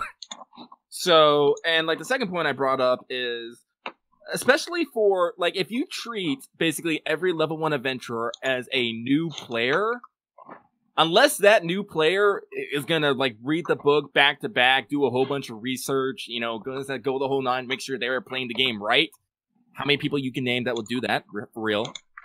They're gonna go in not knowing a lot of things and have to learn as they go. And because they're a player, they can learn from those mistakes. They can, you know, oh, my character died. Well, let me just whip up another one and try again. Well, yeah, like I said, that's why I say at the front of this point, I feel like it's a deconstruction a lot of ideas. Yeah. At the same time, like I said, like there are a couple of specific points and complications which are like, no, that's a little more hostile than I think your game master would pull off. Like there's no reason to go in the specifics. Well, I mean, like in a game, there's no reason to go in the specifics of like, oh, you fucked up because you brought a longsword in a cave. What are you doing, you nerd? Yeah, but here's the other one. Like when they missed the side cave. Guess what? That's a botched perception check. Oh yeah, no, like that's totally what that is. And I'll talk about that later because I have some, like I said, I have some thoughts on how utterly incompetent these people are. Yeah. Basically, my rookie player's advice: how not to get gobbed. Do you want me to just do that? What? Go for it. So, talking about this pointed out, we talked about the hobby a little bit. The rookies in episode 1 are awful adventurers. I don't want to speak ill of the dead or rape victims, but it's fiction. So let's arm future adventurers. I don't want to like, oh, you're just victim blading Omega. Like, don't turn this into a real thing. From an adventurer standpoint, they sucked. They completely and utterly lacked engineering. To be fair, the priestess girl, like, basically didn't even want to go. She was just kind of, like, manhandled into being part of their party. Like, the dude uses his charisma skill, and he's like, yo, you want to be part of my cool party? We're gonna beat up a whole bunch of goblins, aren't we so cool? This is why you don't let This is why you don't let PCs use the diplomacy skill against other PCs. Also, what the fuck are you doing? Why is the fighter your face? That means the fighter didn't put his stats where they need to go. But yeah, so they completely and utterly lack engineering equipment. They bring a single torch. They have no additional recovery items, and none of them are carrying any additional equipment. Now obviously there is an economy element of this setting, so like it's like, yeah, if you're just a farm boy who picked up a sword, you probably don't got a lot of money in your name. But that's why I say, like, you should probably cut your teeth on killing rats so you have enough to buy basic equipment. Because, like, apparently Voice is buying some equipment right now with all that heavy ass typing. Yes, I am. I'm gonna be ready for those goddamn goblins. Yeah. So the quintessential adventurers kits don't include it. Like in later editions, sometimes they have magic shit, but most of them don't. Like I copied the one that's that was in 3.5 D&D. The standard adventurer's kit is a backpack, bedroll, belt pouch, flint and steel, hooded lantern, 3 pints of oil, trail rations for 7 days, sack, water skin, and whetstone. They had none of that. I was gonna say they didn't even bring any of that. I always go 2 steps further. I always bring a coil of rope and a goddamn crowbar. Well, I was about to say, they don't even have the bog standard 10-foot pole. Like, that's literally a stick. A 10-foot pole is a stick. Sometimes they're described as having, like, metal caps on the end. But literally, it's a big, long stick, so you can poke in front of you and look out for traps and shit. Speaking of traps and shit... I cheat. I usually just, as soon as I leave town, it's like, I cut a branch from a tree. Behold! My weapon! Speaking of traps and shit, the party composition is actually awful. They have 2 marshals and 2 casters. They have no skill monkey, who might have been able to, like... Okay, so I'll say this, like... Obviously, the point of the story is that only Goblin Slayer takes goblins seriously enough to actually know shit about them, but normally in most, like in current editions of D&D and like Pathfinder and stuff, and in the past couple of editions, there are a wide variety of non-combat skills which you can roll to learn things about your environment and know stuff. Like dungeoneering is a common one, various forms of magic knowledge, ecology, history, like being able to figure out, oh, this is a natural cave, I bet there's a fork here, or, being able to recognize stuff that you might have read in a book somewhere. None of these people are that. The knowledges. They're literally called the knowledges. And yeah, knowledge skills is usually how they're referred. Like, they have nobody who knows any of that shit, other than maybe the priestess. The priestess seems to have a little knowledge religion, because she was trained in a temple. And they have nobody to do any non-combat skills. There's no rogue. Why is there no rogue? What are you gonna do if the goblins... This is my favorite statement I thought of, was Sword Boy, what are you gonna do if the goblins scavenged a door with the lock? Are you gonna bend bars, lift gates? What are you gonna do? Nobody in your crew is carrying fucking lockpicks. Like, honestly, like, Goblin Slayer, like, you mentioned there was no real skill monkey. Goblin Slayer, he seems like, if I'm gonna put him in D&D terms, he seems a multi-class ranger, rogue. Like, honestly. Yeah, I wrote down later that I think of him kind of like a fighter, but especially he could easily be like a ranger. Favored enemy, goblins. It's like he uses it. By the way, the marching order is also completely wrong. You don't actually stick all your squishies in the back. I was about to say, attacked from behind. Why leave the priestess and the cat? Like, literally, no. Don't leave them in the back. That's bad. Idiot. Because, now, usually it's not, like, literally you didn't see a tunnel. It's because there's, like, secret doors and shit. But, no, you will get ambushed from behind, and it will suck. Then your casters will get stabbed, and they'll die horribly. No, what you do is you put meat shields at the front and back, and you put your medics and your casters in the middle. I don't think you actually hit on this point, because you might have missed it, but, like, during the marching order, the frontline fighters actually, like, started, like, outpacing. Also, yeah, that's also another bad thing, but I feel like anybody can understand that was a bad idea. Like, they left the healer and the long-range caster out of line of sight. Literally, they can't help you at all. Yeah. But that's not how you do marching order. Nope. Also, so... Everyone sticks together, everyone keeps their eyes out. Right. Everybody rolls perception checks all the time, and all the fucking time. You literally... You form a wall of meat around your casters. The casters are important. You make sure there is always a dude between the enemy and them at all times. So, like, honestly, like, one of my things, if I'm lead, like, my stick, like 3 or 4, like, feet, I just push it on the ground in front of me. No, that's what you do. It's either that or you put the rogue in the rogue. If you're gonna put somebody up front, you send a rogue because they can sneak. So they can sneak and check for traps.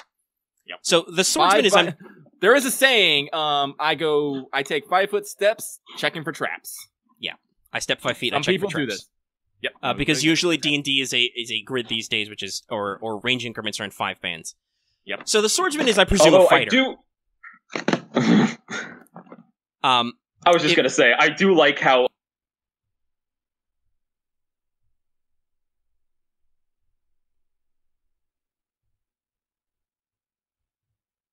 Long pauses that will hopefully be cut out, as I don't know if Voice is talking or not.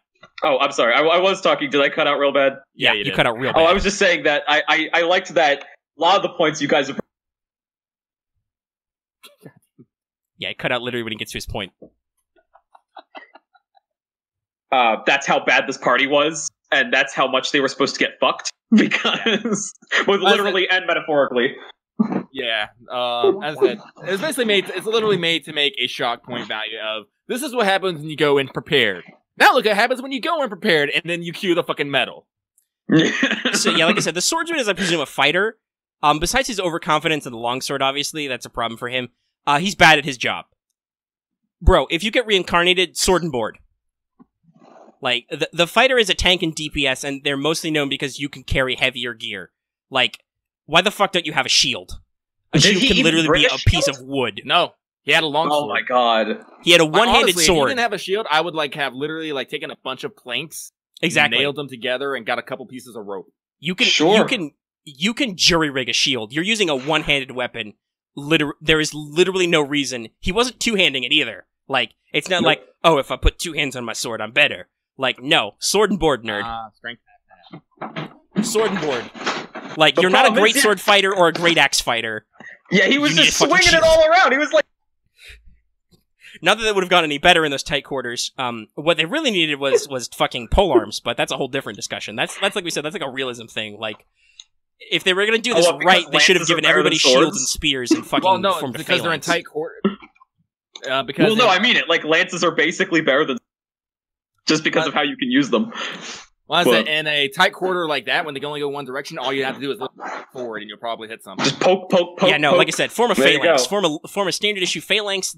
The shield and spear was literally designed to be used in a formation for that purpose. Right.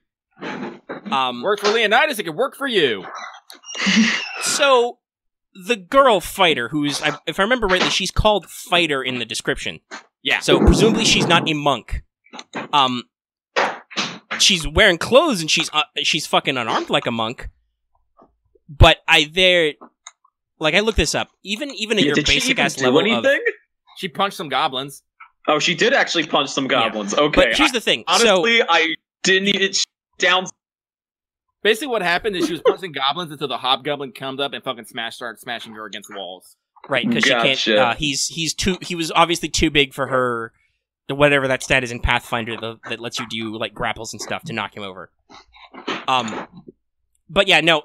So first of all, if you're actually playing a monk, usually they get some benefits in order to basically what you're deliberately gimping yourself by being unarmed. Like I double checked the Pathfinder monk standard is you get flurry of blows, so you can basically multiple attack in short frequencies, and also they get improved unarmed damage. So a punch or kick or elbow or whatever is basically doing as much damage as like a mace. I don't think this girl was doing that. I think she was just a fighter who had no weapons, which was dumb. Yeah. Girl. Didn't even have any tools. Nothing. Pole arms or axes. If you're gonna be a fighter, you should have been the 2-weapon fighter. Like, get a big spear, a halberd, something. Okay, obviously we talked about like the economy. Maybe she was just poor. At least a cestus or something. Like, they make metal gloves for fighters if you just want to punch people.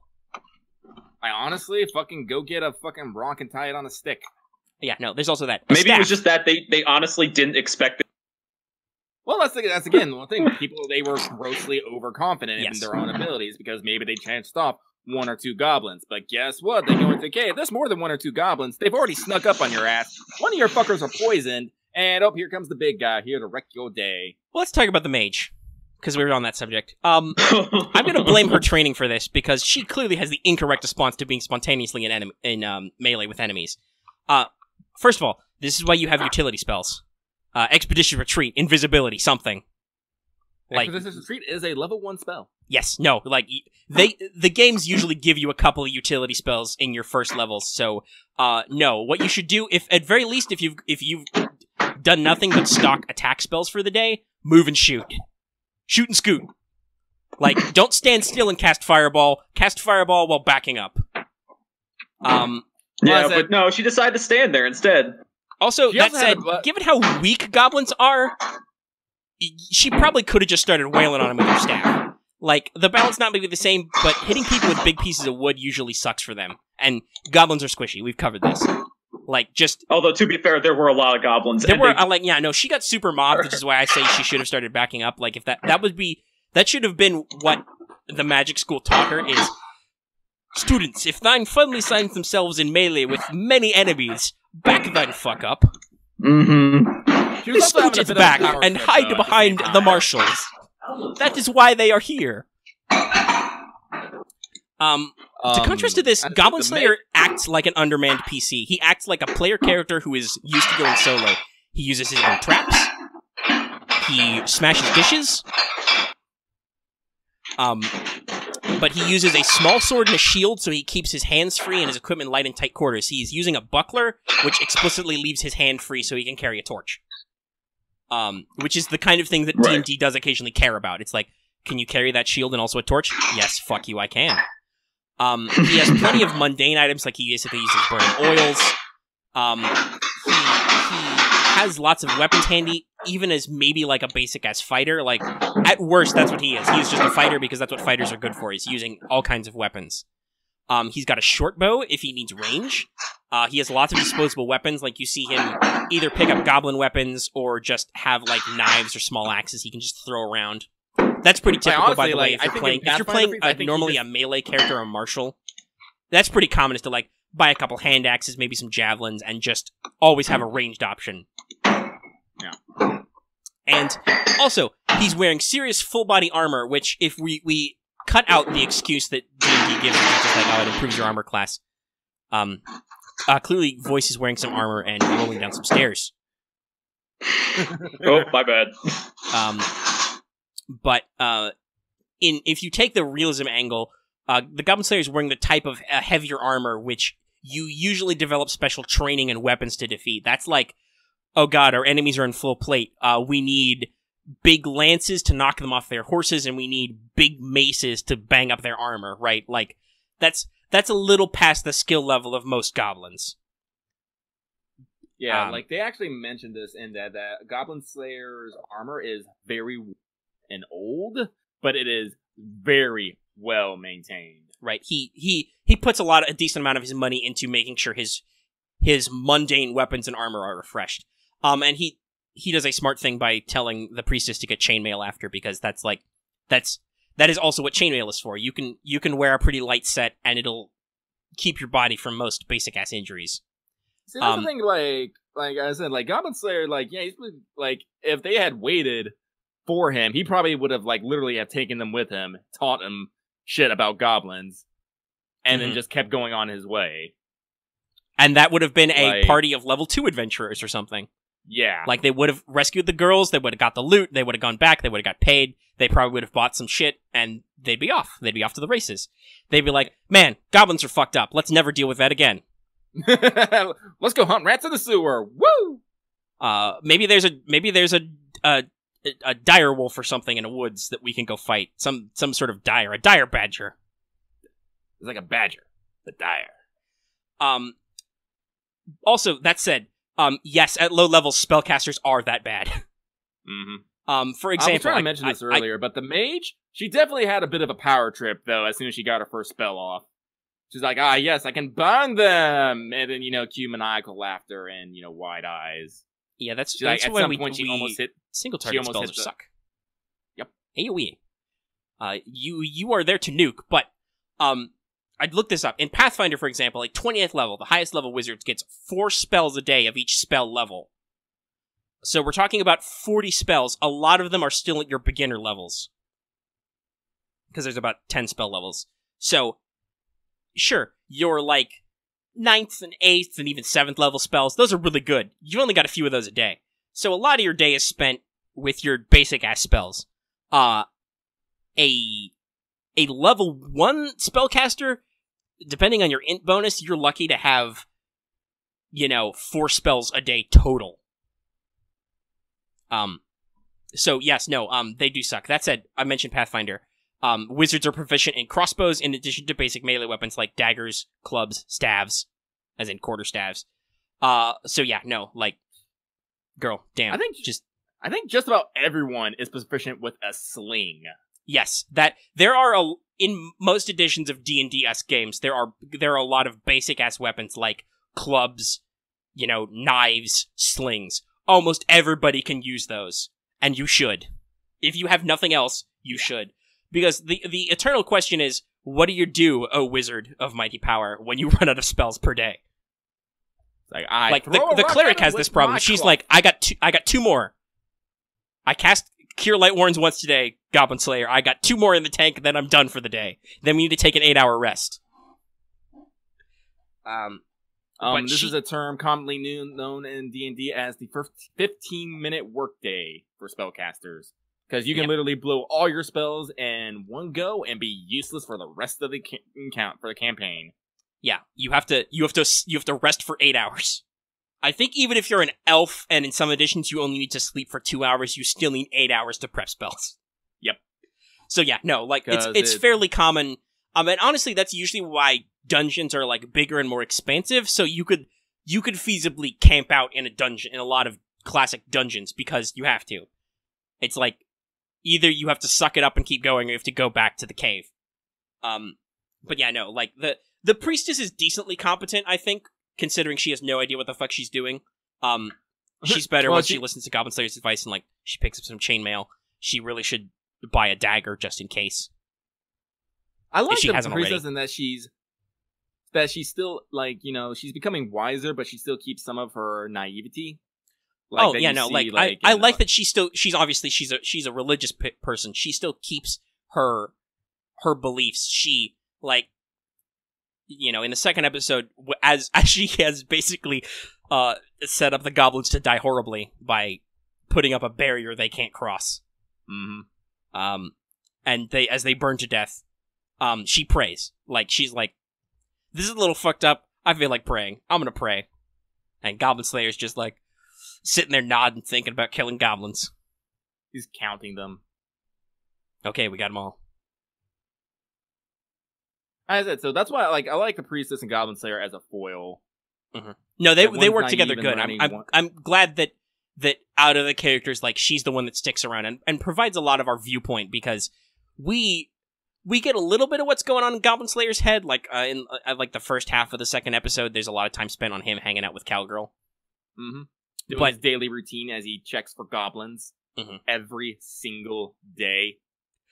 I mean, we can say this, like, a lot of people have identified that Goblin Slayer is something similar to some form of autism spectrum disorder, right? And a lot of people actually, I think, like him for that, because he speaks to people who have some of these, like, what most people think of as weird or socially unacceptable focuses and repetitive behaviors. Like, and honestly, he is kind of an interesting look at that sort of character. He clearly has a problem. Yeah. And maybe it makes him a little less than functional, but most of the time he's functional. He's very competent at what he does, right? I think he gets up, wakes up, maintains his armor, checks the field, just walks around, helps the cowgirl, like, move her stuff, like, if he offers, you know. He's a big, strong dude. He's a big, strong dude. He's not no social butterfly, but, you know, he can function. He can have a conversation. It'll be a very blunt conversation. He thinks about stuff. Like, in the second episode, he explicitly, like, he you know, touches his silver ranking badge, and he's like, because the guild girl told him, like, hey, you're a silver ranked adventurer. You should take yourself more seriously. You know, you're pretty high up. And he's like, man, that's hard. That's hard. He says out loud, it's hard for him to think about how to be a more, like, responsible member of the adventuring community, but he accepts it. Like, because, like, here's food for thought. He does nothing but hunt goblins. Basically, the guild tag in there is basically your level. Basically, they tally up all your achievements as experience, use that total to determine your level, and assign your rank determined on your level. Determining it on your level. And he's gotten the silver, basically the highest that one can get without being, like, a national power, by doing nothing but slaying goblins.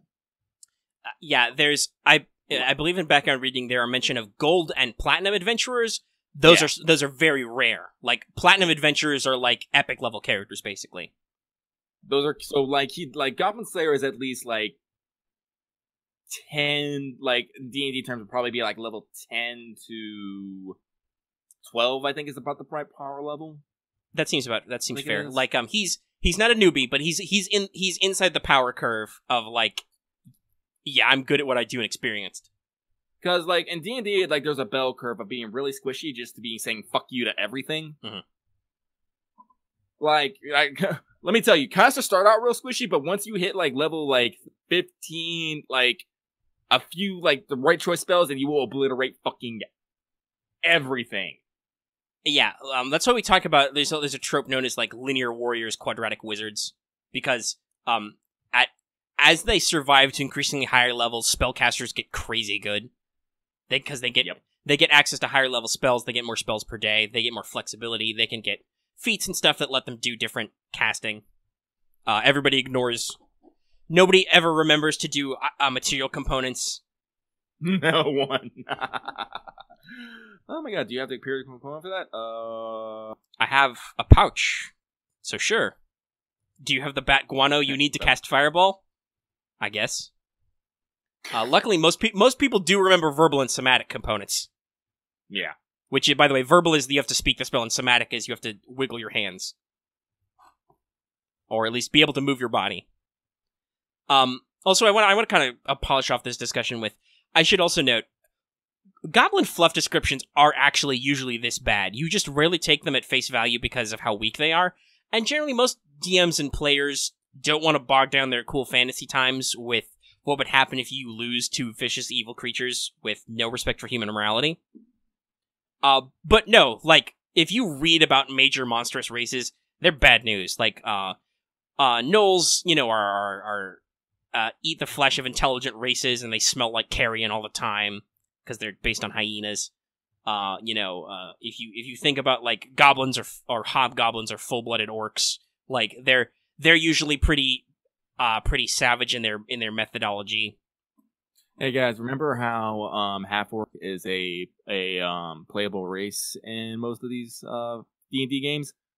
There are very few actually full orc human happy couples. Just saying. Yep. Nope. That has been a feature of half-orc backgrounds for several editions of D&D. Is like, yeah. Hey, yeah, you probably didn't have a happy home life. No. And there's been some drifting away of that, but usually just, even if it's just like, orcs usually as a race are created by or work with one of the nastier, like, neutral or evil type gods. So, like, it's not necessarily like, oh, they're just dumb slavers who wander around. No, like, most of them have, like, a savage culture. They're, like, a little bit like orcs in Lord of the Rings, where Tolkien didn't want to commit to the idea that all orcs are evil, just the way their society is structured, most of them come out evil. Like, they have a very nasty society. Good and evil is not a base, but instead a scale on which society views.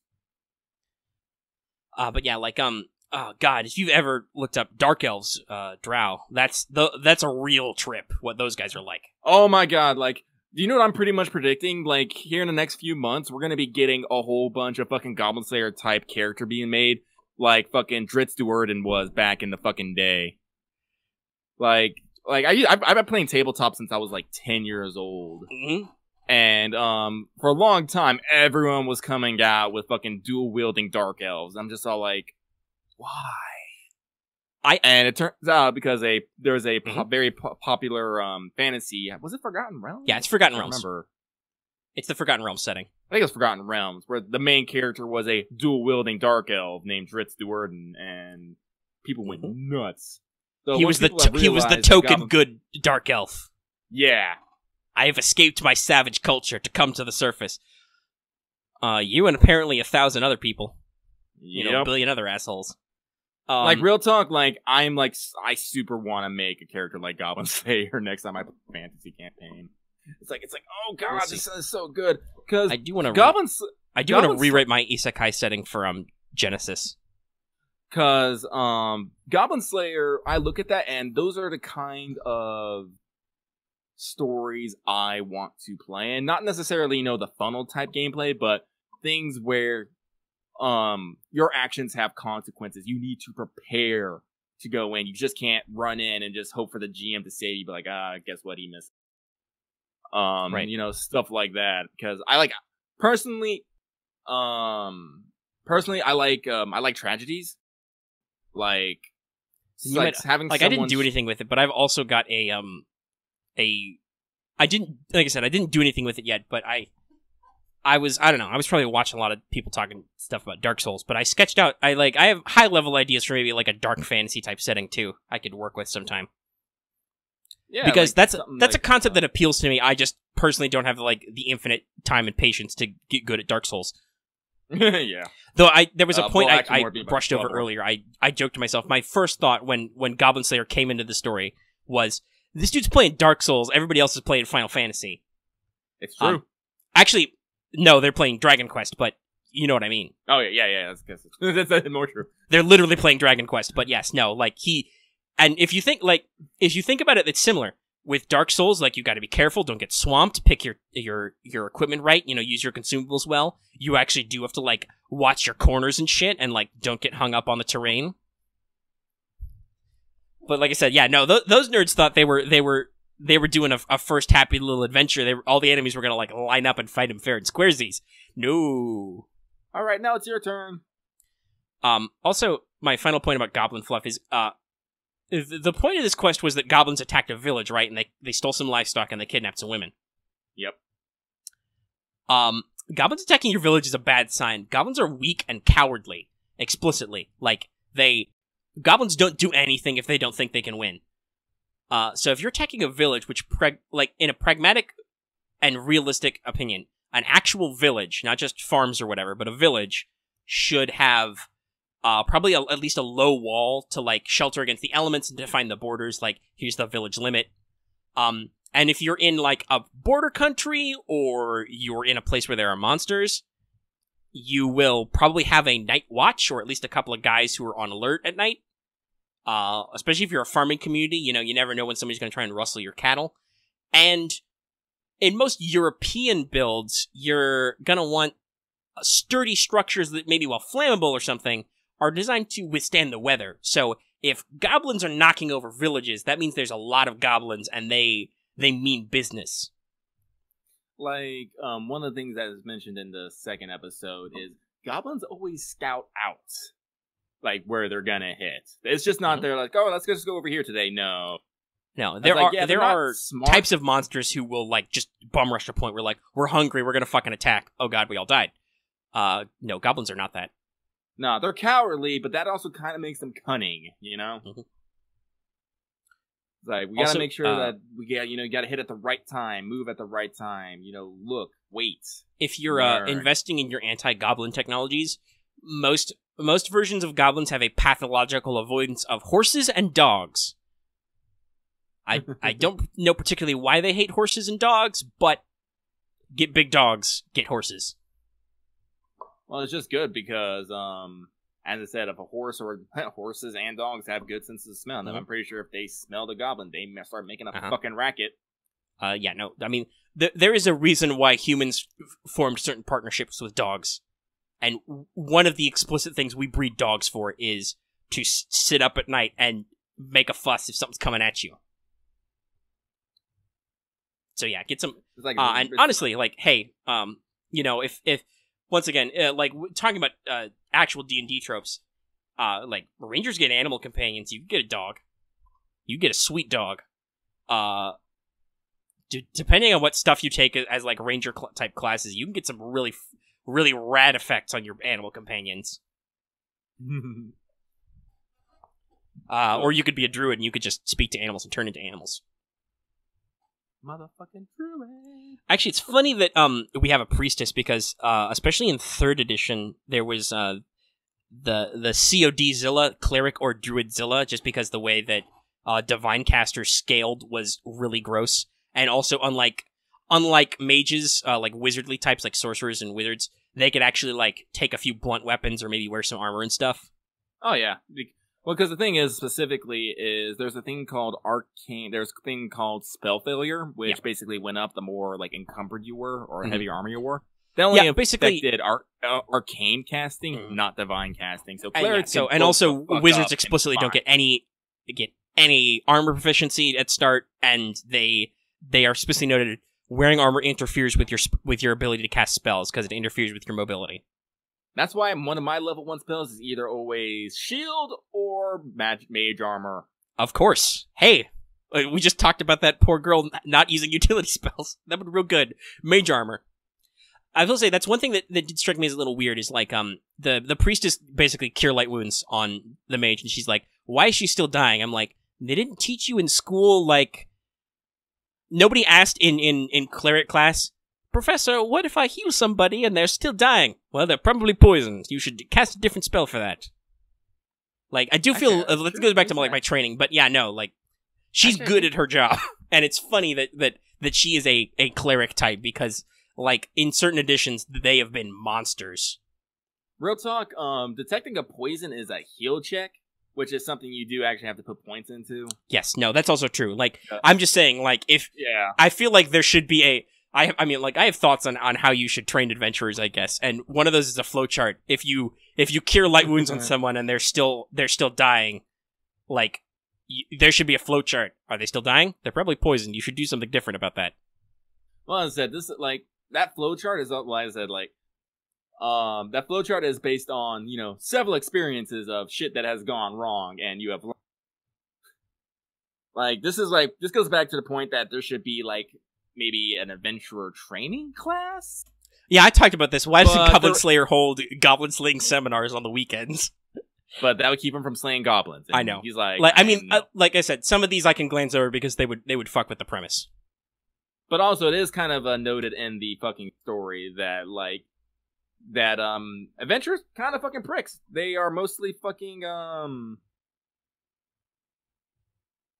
my god, voice. See, this is why Cowgirl has to have all the tits, because she literally sucked them out from the companions. The Adventurers Guild, we told you what day it was right when we started the show. Just find Voice's tweets for that day, and you'll see some primo tweets he's made while he's been listening to this discussion. But adventurers are kind of dicks, and honestly, I think they kind of really reflect PC character behavior. PCs don't really ever concerned in the standard D&D campaign. PCs never really concerned themselves about settling down, making a certain area safe. No, they concern themselves about the holy trinity of adventuring. I'm going to kill some monsters to get some loot, to buy better equipment so I can kill bigger monsters, to get better loot, to buy better equipment, to kill bigger monsters. The classic example of this archetype is called the Monty Hall campaign. Oh my god. But yeah, kill things, take their stuff, to kill bigger things, to take their stuff. Yeah. And that's how this is where the negative archetype of the quote-unquote murder hobo came out. A functionally homeless person who wanders from place to place, killing things to survive, and it exists for a reason, and in a lot of cases we try to downplay that because it's a if you think about it within the fiction of the universe, it's a dumb idea and it doesn't work. So speaking of both universe fiction and supporting the industry, I'm finally going to talk about what I wanted to talk about all this time, which is, Lucky, you didn't ask me what's up this week. Oh, what's up this week? What's up this week is Legend of the Five fucking Rings. I'm all about it. I am so Legend of the Five Rings right now. If you cut me, the Olympics would bleed out. Oh my god. Did you write that down? No. I just have been thinking about that line for like a week. Not a week, but the past couple of days I've been like, I'm going to say a thing. But yes, no. I am super into the current edition of Legend of the Five Rings, the setting, because it's also a card game in the RPG, but mostly the RPG and the fiction that Fantasy Flight Games is putting out. There's still no PDF, damn it. But I've gotten really into reading the fiction. I have bought the first novella, it's in my hands literally right now, The Sword and the Spirits. But I bought the hard copy because I was just like, talking about supporting the industry, I'm like, fuck it, I really like their writing and I really want this book, and I did not see any obvious, and here's the ebook version for, way less, so I bought the hardcover. It came with a couple cards for the card game if I ever want to get into playing Phoenix, I guess. If not, they're just cool and I'll hold on to them. And some people might be like, but Omega, if you bought the novella, why didn't you buy the RPG book? Because the novella was, under $20, and the RPG core book is just under $60. So, in case you haven't bought a hard copy tabletop RPG in a while, they're expensive. Also, I usually run online games, so it would be real hard for me to go, hey, Lucky, look at the rules in this heavy hardcover book I own from way the fuck over here. You say that, but it's still good to have your own copy so you can reference on your own side. I mean, no, it's good, but if I'm running stuff online, it's perfectly sensible for me to use PDFs anyway. So, that's just a better dynamic to, get a PDF. I can, share it with people. I can, literally, if I wanted to take a picture of something in it, I can literally hit print screen on, copy and paste stuff, as opposed to, fucking around with taking pictures on my phone or something. It's just, for our digital setup, it's just a lot easier to get into it. So, yeah, no, I'm I know what you're saying there. I'm not averse to eventually buying the physical core book or maybe some of the other books, because I hear the art's really good in them and stuff, and that's always fun. But it's a fairly decent chunk of money, and like right now, there's not as much utility in it as waiting for a PDF that I can share with people and be like, "We're going to play this game now. Please read the book." Which I don't know if that's true or not, but I've mentioned before that Fantasy Flight has done a timeline reset on Legend of the Five Rings, which is really good. I think L5R has always been one of those games that I really wanted to run and try and do, but it was hard because, like, when I got into it, it was when the 4th edition was, like, first coming out, so, like, okay, well, not a lot of books are out for this edition yet, but also there's, like, shitloads of history and stuff that's constantly changing because, at the time, there was a heavy, heavy influence of the story based on tournament results of the collectible card game, which frustrated a lot of RPG players because lots of dumb stuff happened because people were playing certain decks in tournaments. FFG is going to have players in tournaments do story consults, but I feel like for the moment they've kind of fine-tuned how some of their story stuff like is influenced by the actual living card game to be less of like a weird outlier. Like they are explicitly like giving options to certain players for certain points, but they're releasing a lot of fiction. That's actually why I'm pretty excited about, because I like the style of the fiction writing a lot, so I was super excited to get the novella. Because most of the fiction is like released in like web supplements or with certain of the living card game releases, so they're like under 8 pages. So they're cool, but a lot of them are short. So I'm really interested to get into it. I got it today, but I haven't had time to read it yet because I'm here doing this with you. But I'll have lots of time to process this episode, so I can read it then, because I can't play and record Valkyria Chronicles, even though that's the other thing I want to do. But we're not talking about that anymore. I just got back into that because oh shit, I have to retweet this fucking cute ass shooting picture. Hang on. Solid. I just got back into playing Valkyria Chronicles. So Lucky, let me describe what point I'm at really quickly to you, and you tell me if you're past that point. This is not a spoiler because you can, if you paid attention to like promo materials and watching the intro to the game, you know that a boat exists. I have just gotten to the point where we are getting on the boat. Okay, I am literally like 2 maps ahead of you, I think. Okay. No, I'm literally 1 battle ahead of you. All right. That's as far as I am. Because I gotta do an interlude and I got a couple squad stories. But the thing is just, I cannot, if I'm, like, my computer is processing a video, I can't also use my computer to record a new video. That's just not how that works, guys. My computer will die. Honestly, at that point, I had to take a break because once that boat arrived, that's the tension breaker. Oh yeah, no, like that, you can see there's a lot of that buildup, though. Because there's, I mean, those videos are public. There's a guy I don't like. I don't like the Vulcan, and I don't like the asshole with sideburns driving it. I was because there's a big. I can say that scene is on like a big chapter break, so I'm like, there's gonna be a 3rd fucking map, and this asshole's gonna show up, isn't he? And he's gonna make me fight him, and I hate dealing with this asshole. And then some stuff happens, and I'm like, okay, we get on the boat. The boat showed up, we get on. Now I'm gonna do an interesting interlude and learn stuff about Kai. Yay. That'll probably be a couple of days because I will have to record Let's Talk FGO tomorrow, and so usually I get like tired, even a little dehydrated after we do some of these because I do nothing but sit in one spot, and sometimes I sweat. But anyway, we're not here to talk about VC4 just yet. Just remember that we're moving on, and I'm still doing Let's Plays, so you can watch lots of them. One day I will do Let's Plays again. Was it 7 or 8, the one that came out today? Might have been 7. Anyway, or maybe 7 was yesterday. Basically just watch Man Angry About War is the episode title. That's the first time I run into the Vulcan and that guy, and I get salty. Lucky should know which map. The first battle with the Vulcan. Oh yeah, I got salty. Like, we talked about this a bit, how, like, 2 locations are just, you don't put anyone fucking there. Yes. The objectives, like, this has happened to me, like, actually, I'm a little bit salty about the latest map I'm on.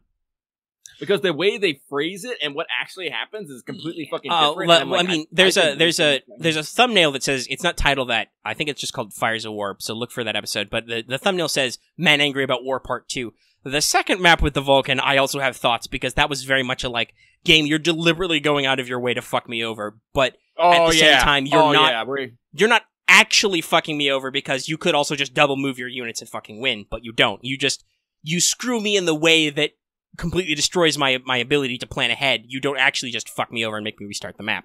It's what the AI does is really weird sometimes. Like charging through the flames. Yes. Is that That we're talking about? Yes, that's really annoying, and I didn't realize that he could do that at first. But then he does it with like, and I'm like, that's what that was.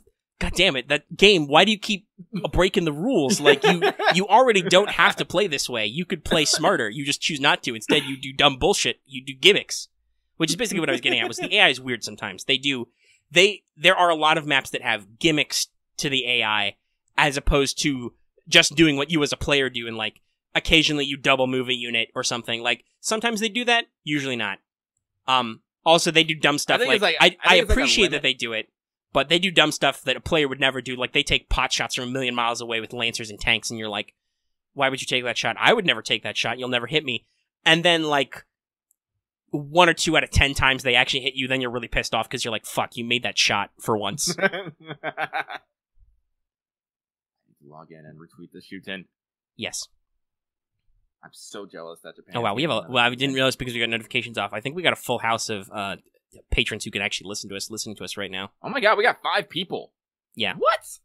Well, one of them's Voice, who can just squeakle in. I hope you appreciate this live show. I don't know how long you've been here, but... So, Legend of the Five Rings, like I said, I'm super excited about it. I really like it, and I like that, like I said, they did a timeline reset so that I could actually, I think, follow the story and actually write in it.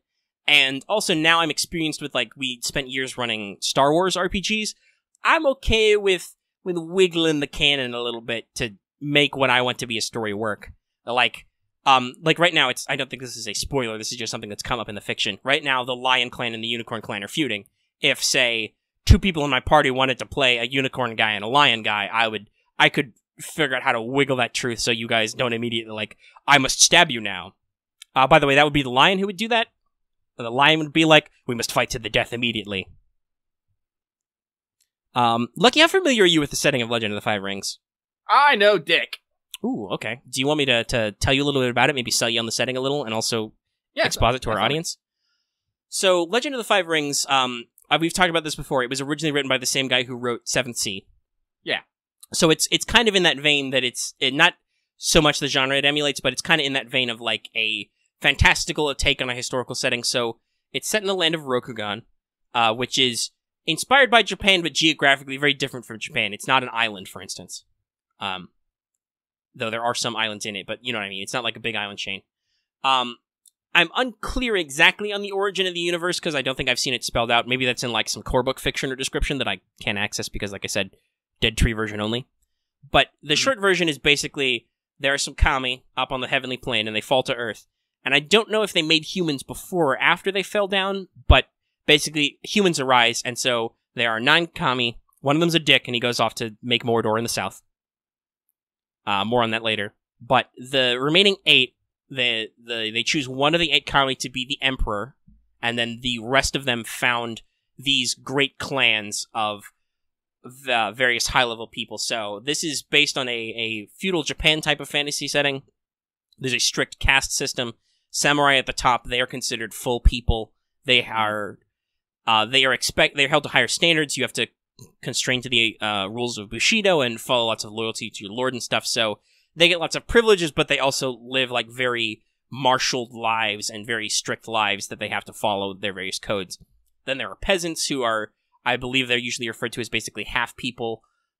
They have less rights than the samurai. Like they're basically attached to their lord and not allowed to, like, you know, they don't have like a political mobility or anything, but they're generally allowed to function in their lives, and they're considered an important part of society. You have peasants who are ashigaru, basically.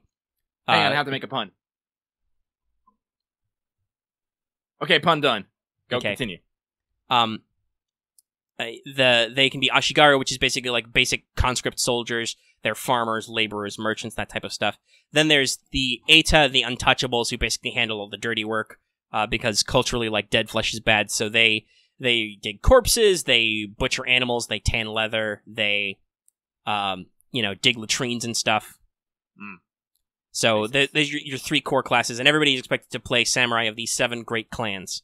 So like I said, there's in Legend of the Five Rings, there's 7 great clans right now, and each kind of has like a role that was shaped by their founding kami. So there's the Crane, who are responsible for a lot of the political and cultural structures of Rokugan. Their founder taught everybody basics of like farming and architecture, code of law and stuff. So they're a very strong political clan. They've got a lot of political families, but they also have a strong reputation in dueling because their founder basically invented the style of the Iaijutsu duel, and because they were responsible for a lot of legal precedents, the Iaijutsu duel is like a legal standard. If you don't want to just leave it to your lord to sort out, like if you have a dispute, it will very easily devolve into dueling. So they're really good at political maneuvering, and they have the personal skill to back it up, but they're not known for being super dedicated in open combat. And the Crane are the left hand of the Emperor. The right hand of the Emperor is the Lion clan. The Lion are very traditional samurai. They stick to the core tenets of Bushido. They are very much about their personal honor, their honor of their family. A lot of them form the bulk of the Imperial Legions, basically the Emperor's troops if they ever needed to like fight a war against the outside. They also have a lot of individual soldiers on their own. They're very focused on martial combat, though they obviously have courtiers. Though their courtier family is focused on like bards and storytelling, so it's kind of like they have their own flavor. Okay. So the Lion are very like generalist samurai types. They tend to have large armies. They are very proud, and they think of themselves as like one of the most important clans and one of the strongest. Okay. So that's the right hand, and that was the left hand. Now there's the underhand of the Emperor, which is the Scorpion clan. Oh my. Lucky, I'm sure you have heard the parable of the Scorpion and the Frog, right? Yes. So the Rokugani version of that parable ends with the Scorpion telling the Frog, "I can swim."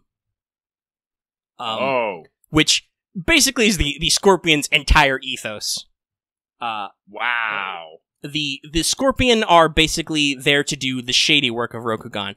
They are big in court politics, and they're big at shady politics. They do blackmail, investigation, lots of stuff you don't like in the shadows. They will handle that stuff. Occasionally, they assassinate people. They do some poisons and stuff.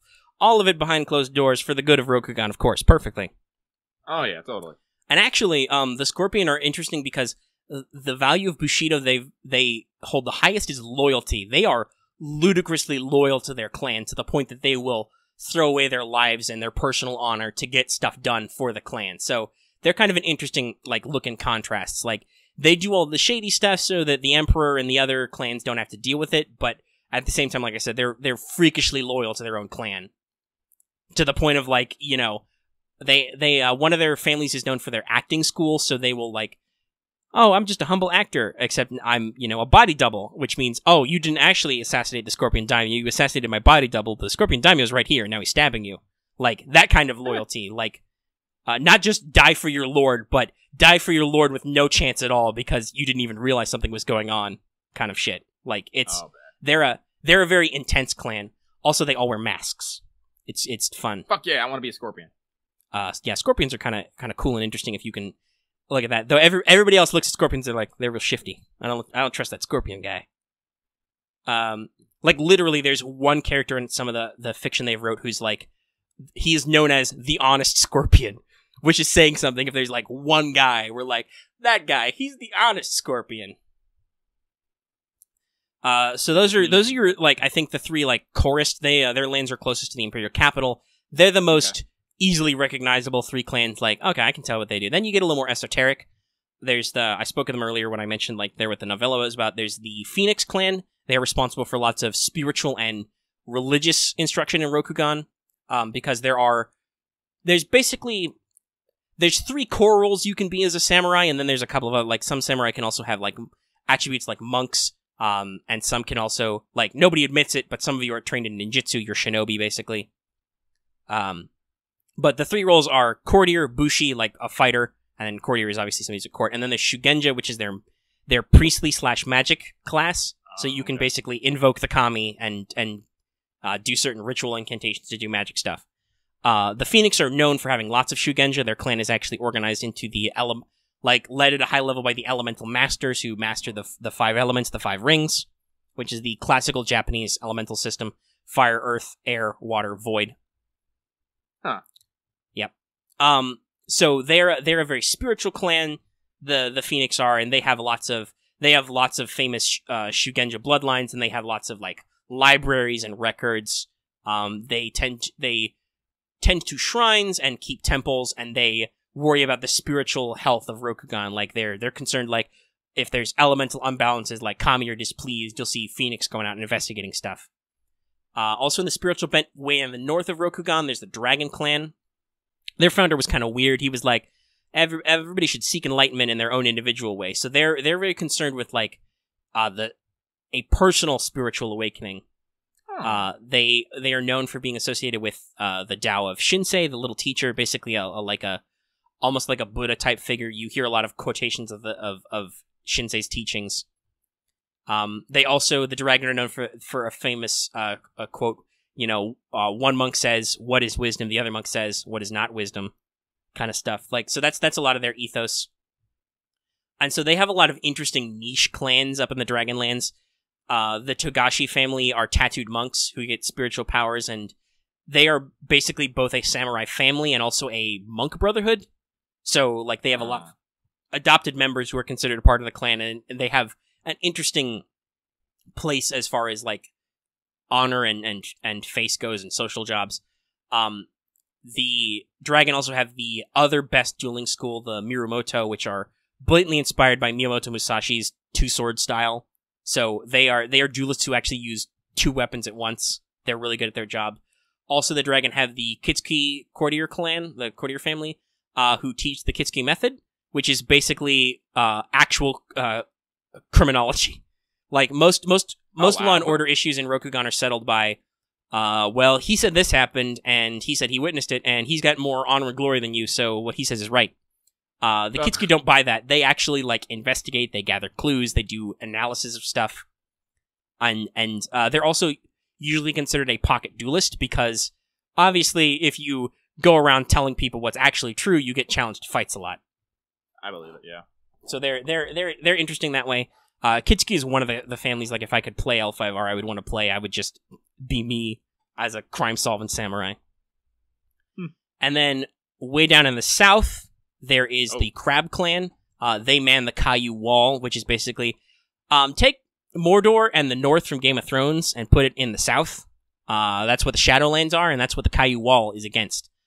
So the Crab are constantly besieged by Oni and zombies and goblins and stuff, trying to get over the wall and kill everybody else.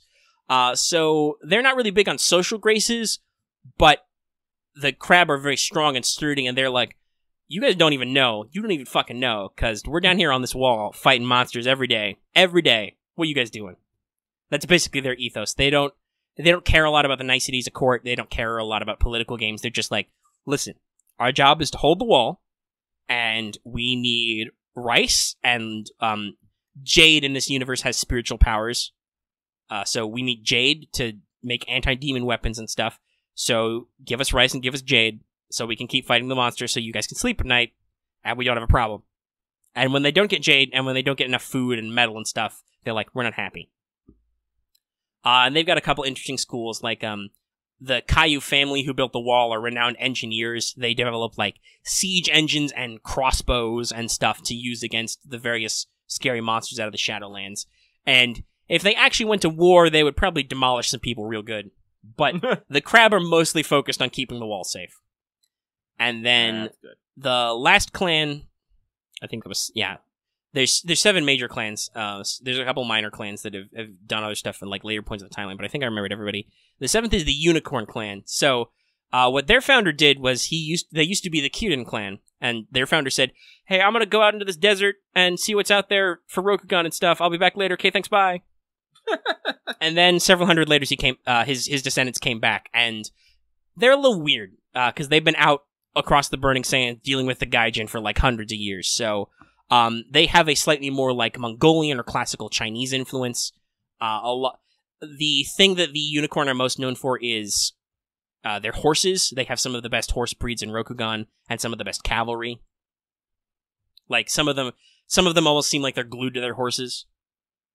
So they're very interesting in that way. They practice, like, a lot of the horseback archery and stuff.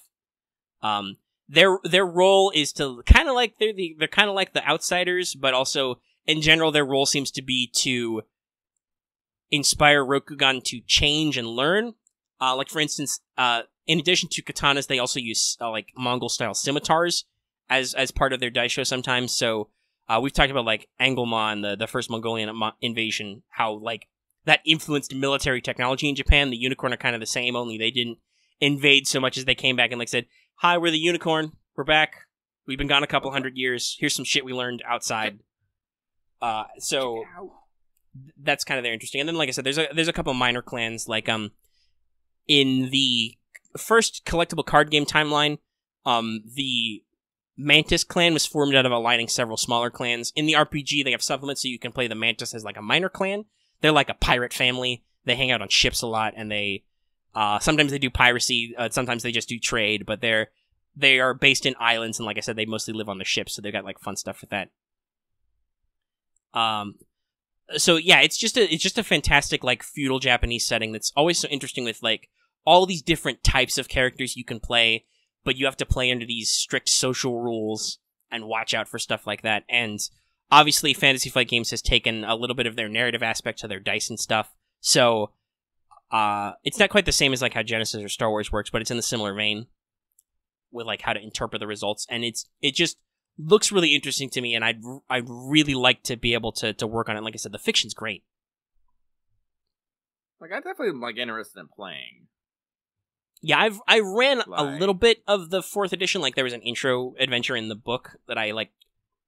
I ran, but I still didn't get it to click as to like what can I do with this setting. And like I said before, I think now I can figure out how to get this setting to click and figure out some ideas and stuff. Maybe I just watched enough anime between like now and like 10 years ago or whatever. 5 years, whatever, however long it's been. Yeah, no. So I'm super excited for that PDF to drop so I can get access to it and I can actually read the core rules and like figure everything out. I took an example of the form fillable and I built like a Google Docs character sheet. Yeah, I've looked at it. I know our dice roller bot does L5R dice, which is cool. Yeah, that's what I saw. Yeah. So that's really interesting.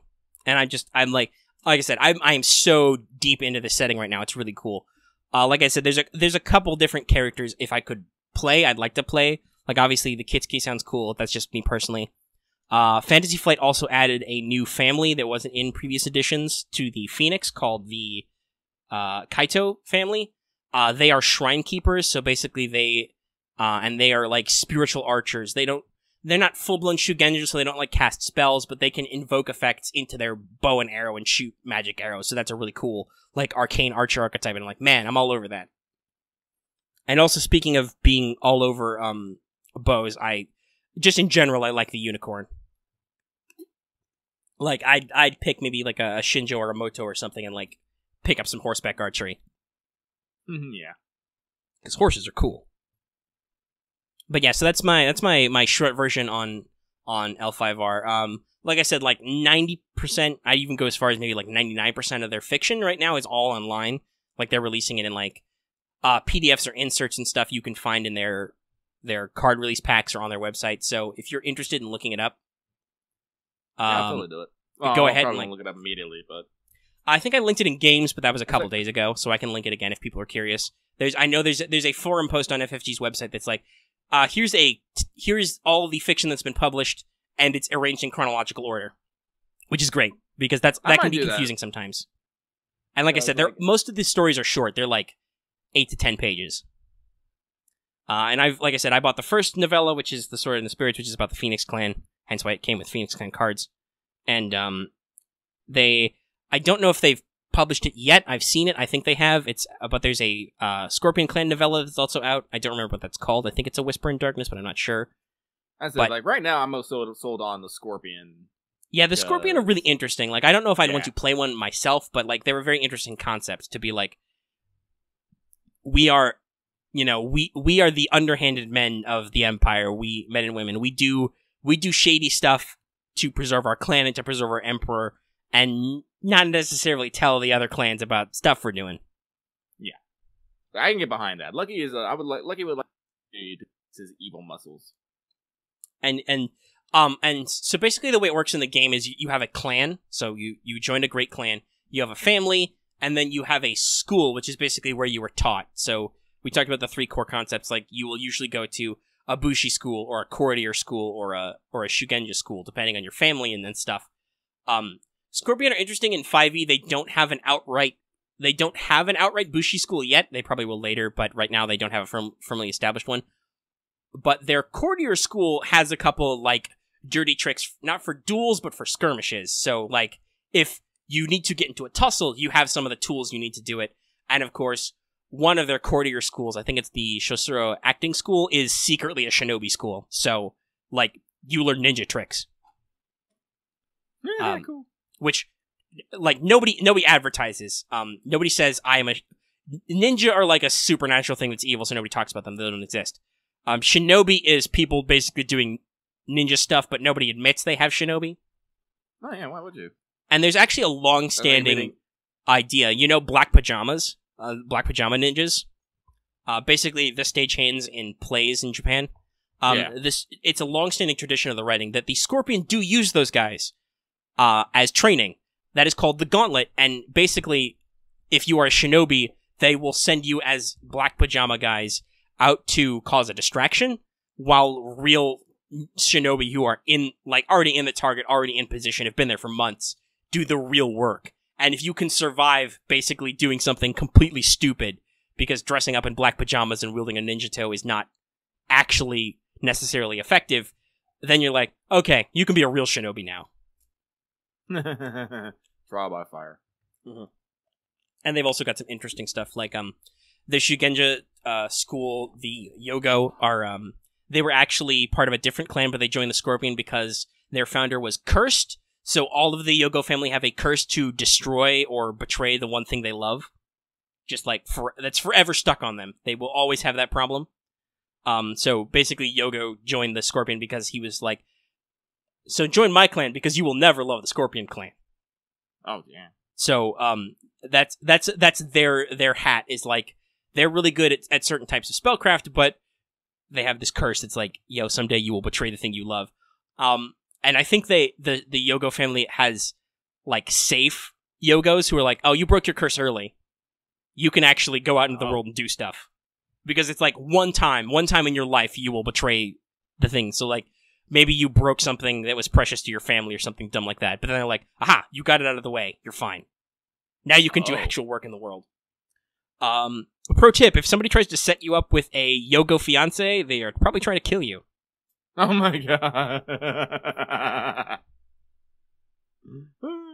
Because that's one of like, a lot of the social mores are big sticking points in the setting. Like, they talk about how, like, true love is cool as a concept, but if you're actually deeply in love with a person, that's probably bad and dishonorable because that would distract you from serving your lord. Because remember, your life doesn't belong to you, it belongs to your lord, who commands your loyalty. So, like, there's a lot of, like, political arrangements of marriages, but at the same time, there's also, like, there's some behind closed door stuff, and then there are people who are, like, in the fiction, there are people who have these arranged marriages, which are very clearly, if not necessarily romantically attached to each other, they are at least friendly and, like, they can come together, kind of.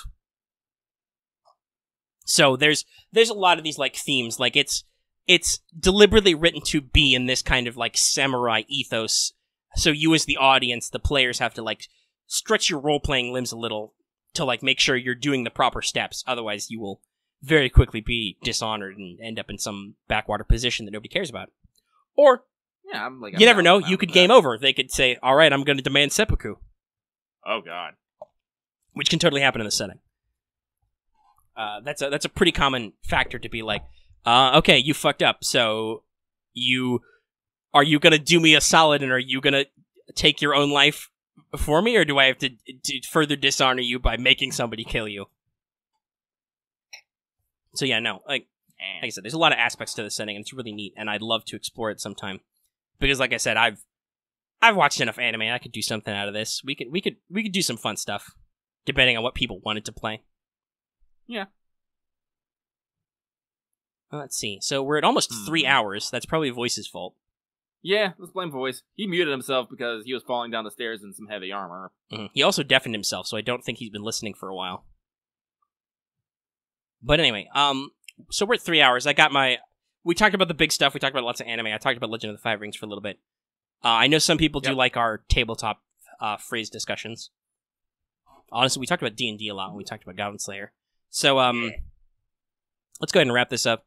If you are patron listening like live to this and you're like, oh, I missed the first half of the show, don't worry. After I edit this audio, I will immediately post it to Patreon in audio format so you can listen to the whole thing. And yes, if you're not a patron, it's just $1 a month to get access to the audio early, like right away. And look out for dramatic readings with Lucky sometime in the next few weeks, I guess, probably. We'll figure out a good timeline. Because Lucky has to have time to record, and I have to have time to be able to edit it. So we'll go ahead and wind it down. Don't know what we'll talk about next week. We'll come up with some other bullshit. Maybe we'll finally talk about more about Valkyria Chronicles, like, if we've gotten farther in the game. I'm gonna get me some sleep, and probably play that when I wake up. Yeah, I'm gonna go get dinner. And I will probably not play more... Well, I might go back and revisit some maps, just for funsies. That's... Very briefly, if there's one real critique I have of the game, besides like some of the game design complaints, is considering that there's like 2 or 3 maps every chapter, basically, they do not give me new skirmishes fast enough. God, like... Well, it's easy enough just to go replay the fucking... I know, it is, but it's... The skirmishes are a little more entertaining, I think, sometimes, because they're a little more relaxed, and like, they're a little different than the first time you played the map, and they tend not to have, like, the plot elements in it, which, like we've said, sometimes those are annoying. Yeah. Though there are a couple maps that were pretty fun there that I could go back and replay for a little bit better ranking now that I know what I'm doing. Alright, it's been nearly 3 hours. We're going to let you guys go. I'm going to go ahead and wind down and say... everyone, good night. I'll real quick say, if you like this video, give it a like. If you have any comments about any of the many things we said for 3 fucking hours, comment section down below or hit us up on Discord. The link is in the description. And of course, if for some reason you are new here and have not already, please subscribe to our channel and don't forget to hit that bell for notifications. And we will see you next week for more What's Up, and we will see you sometime for Let's Talk FGO.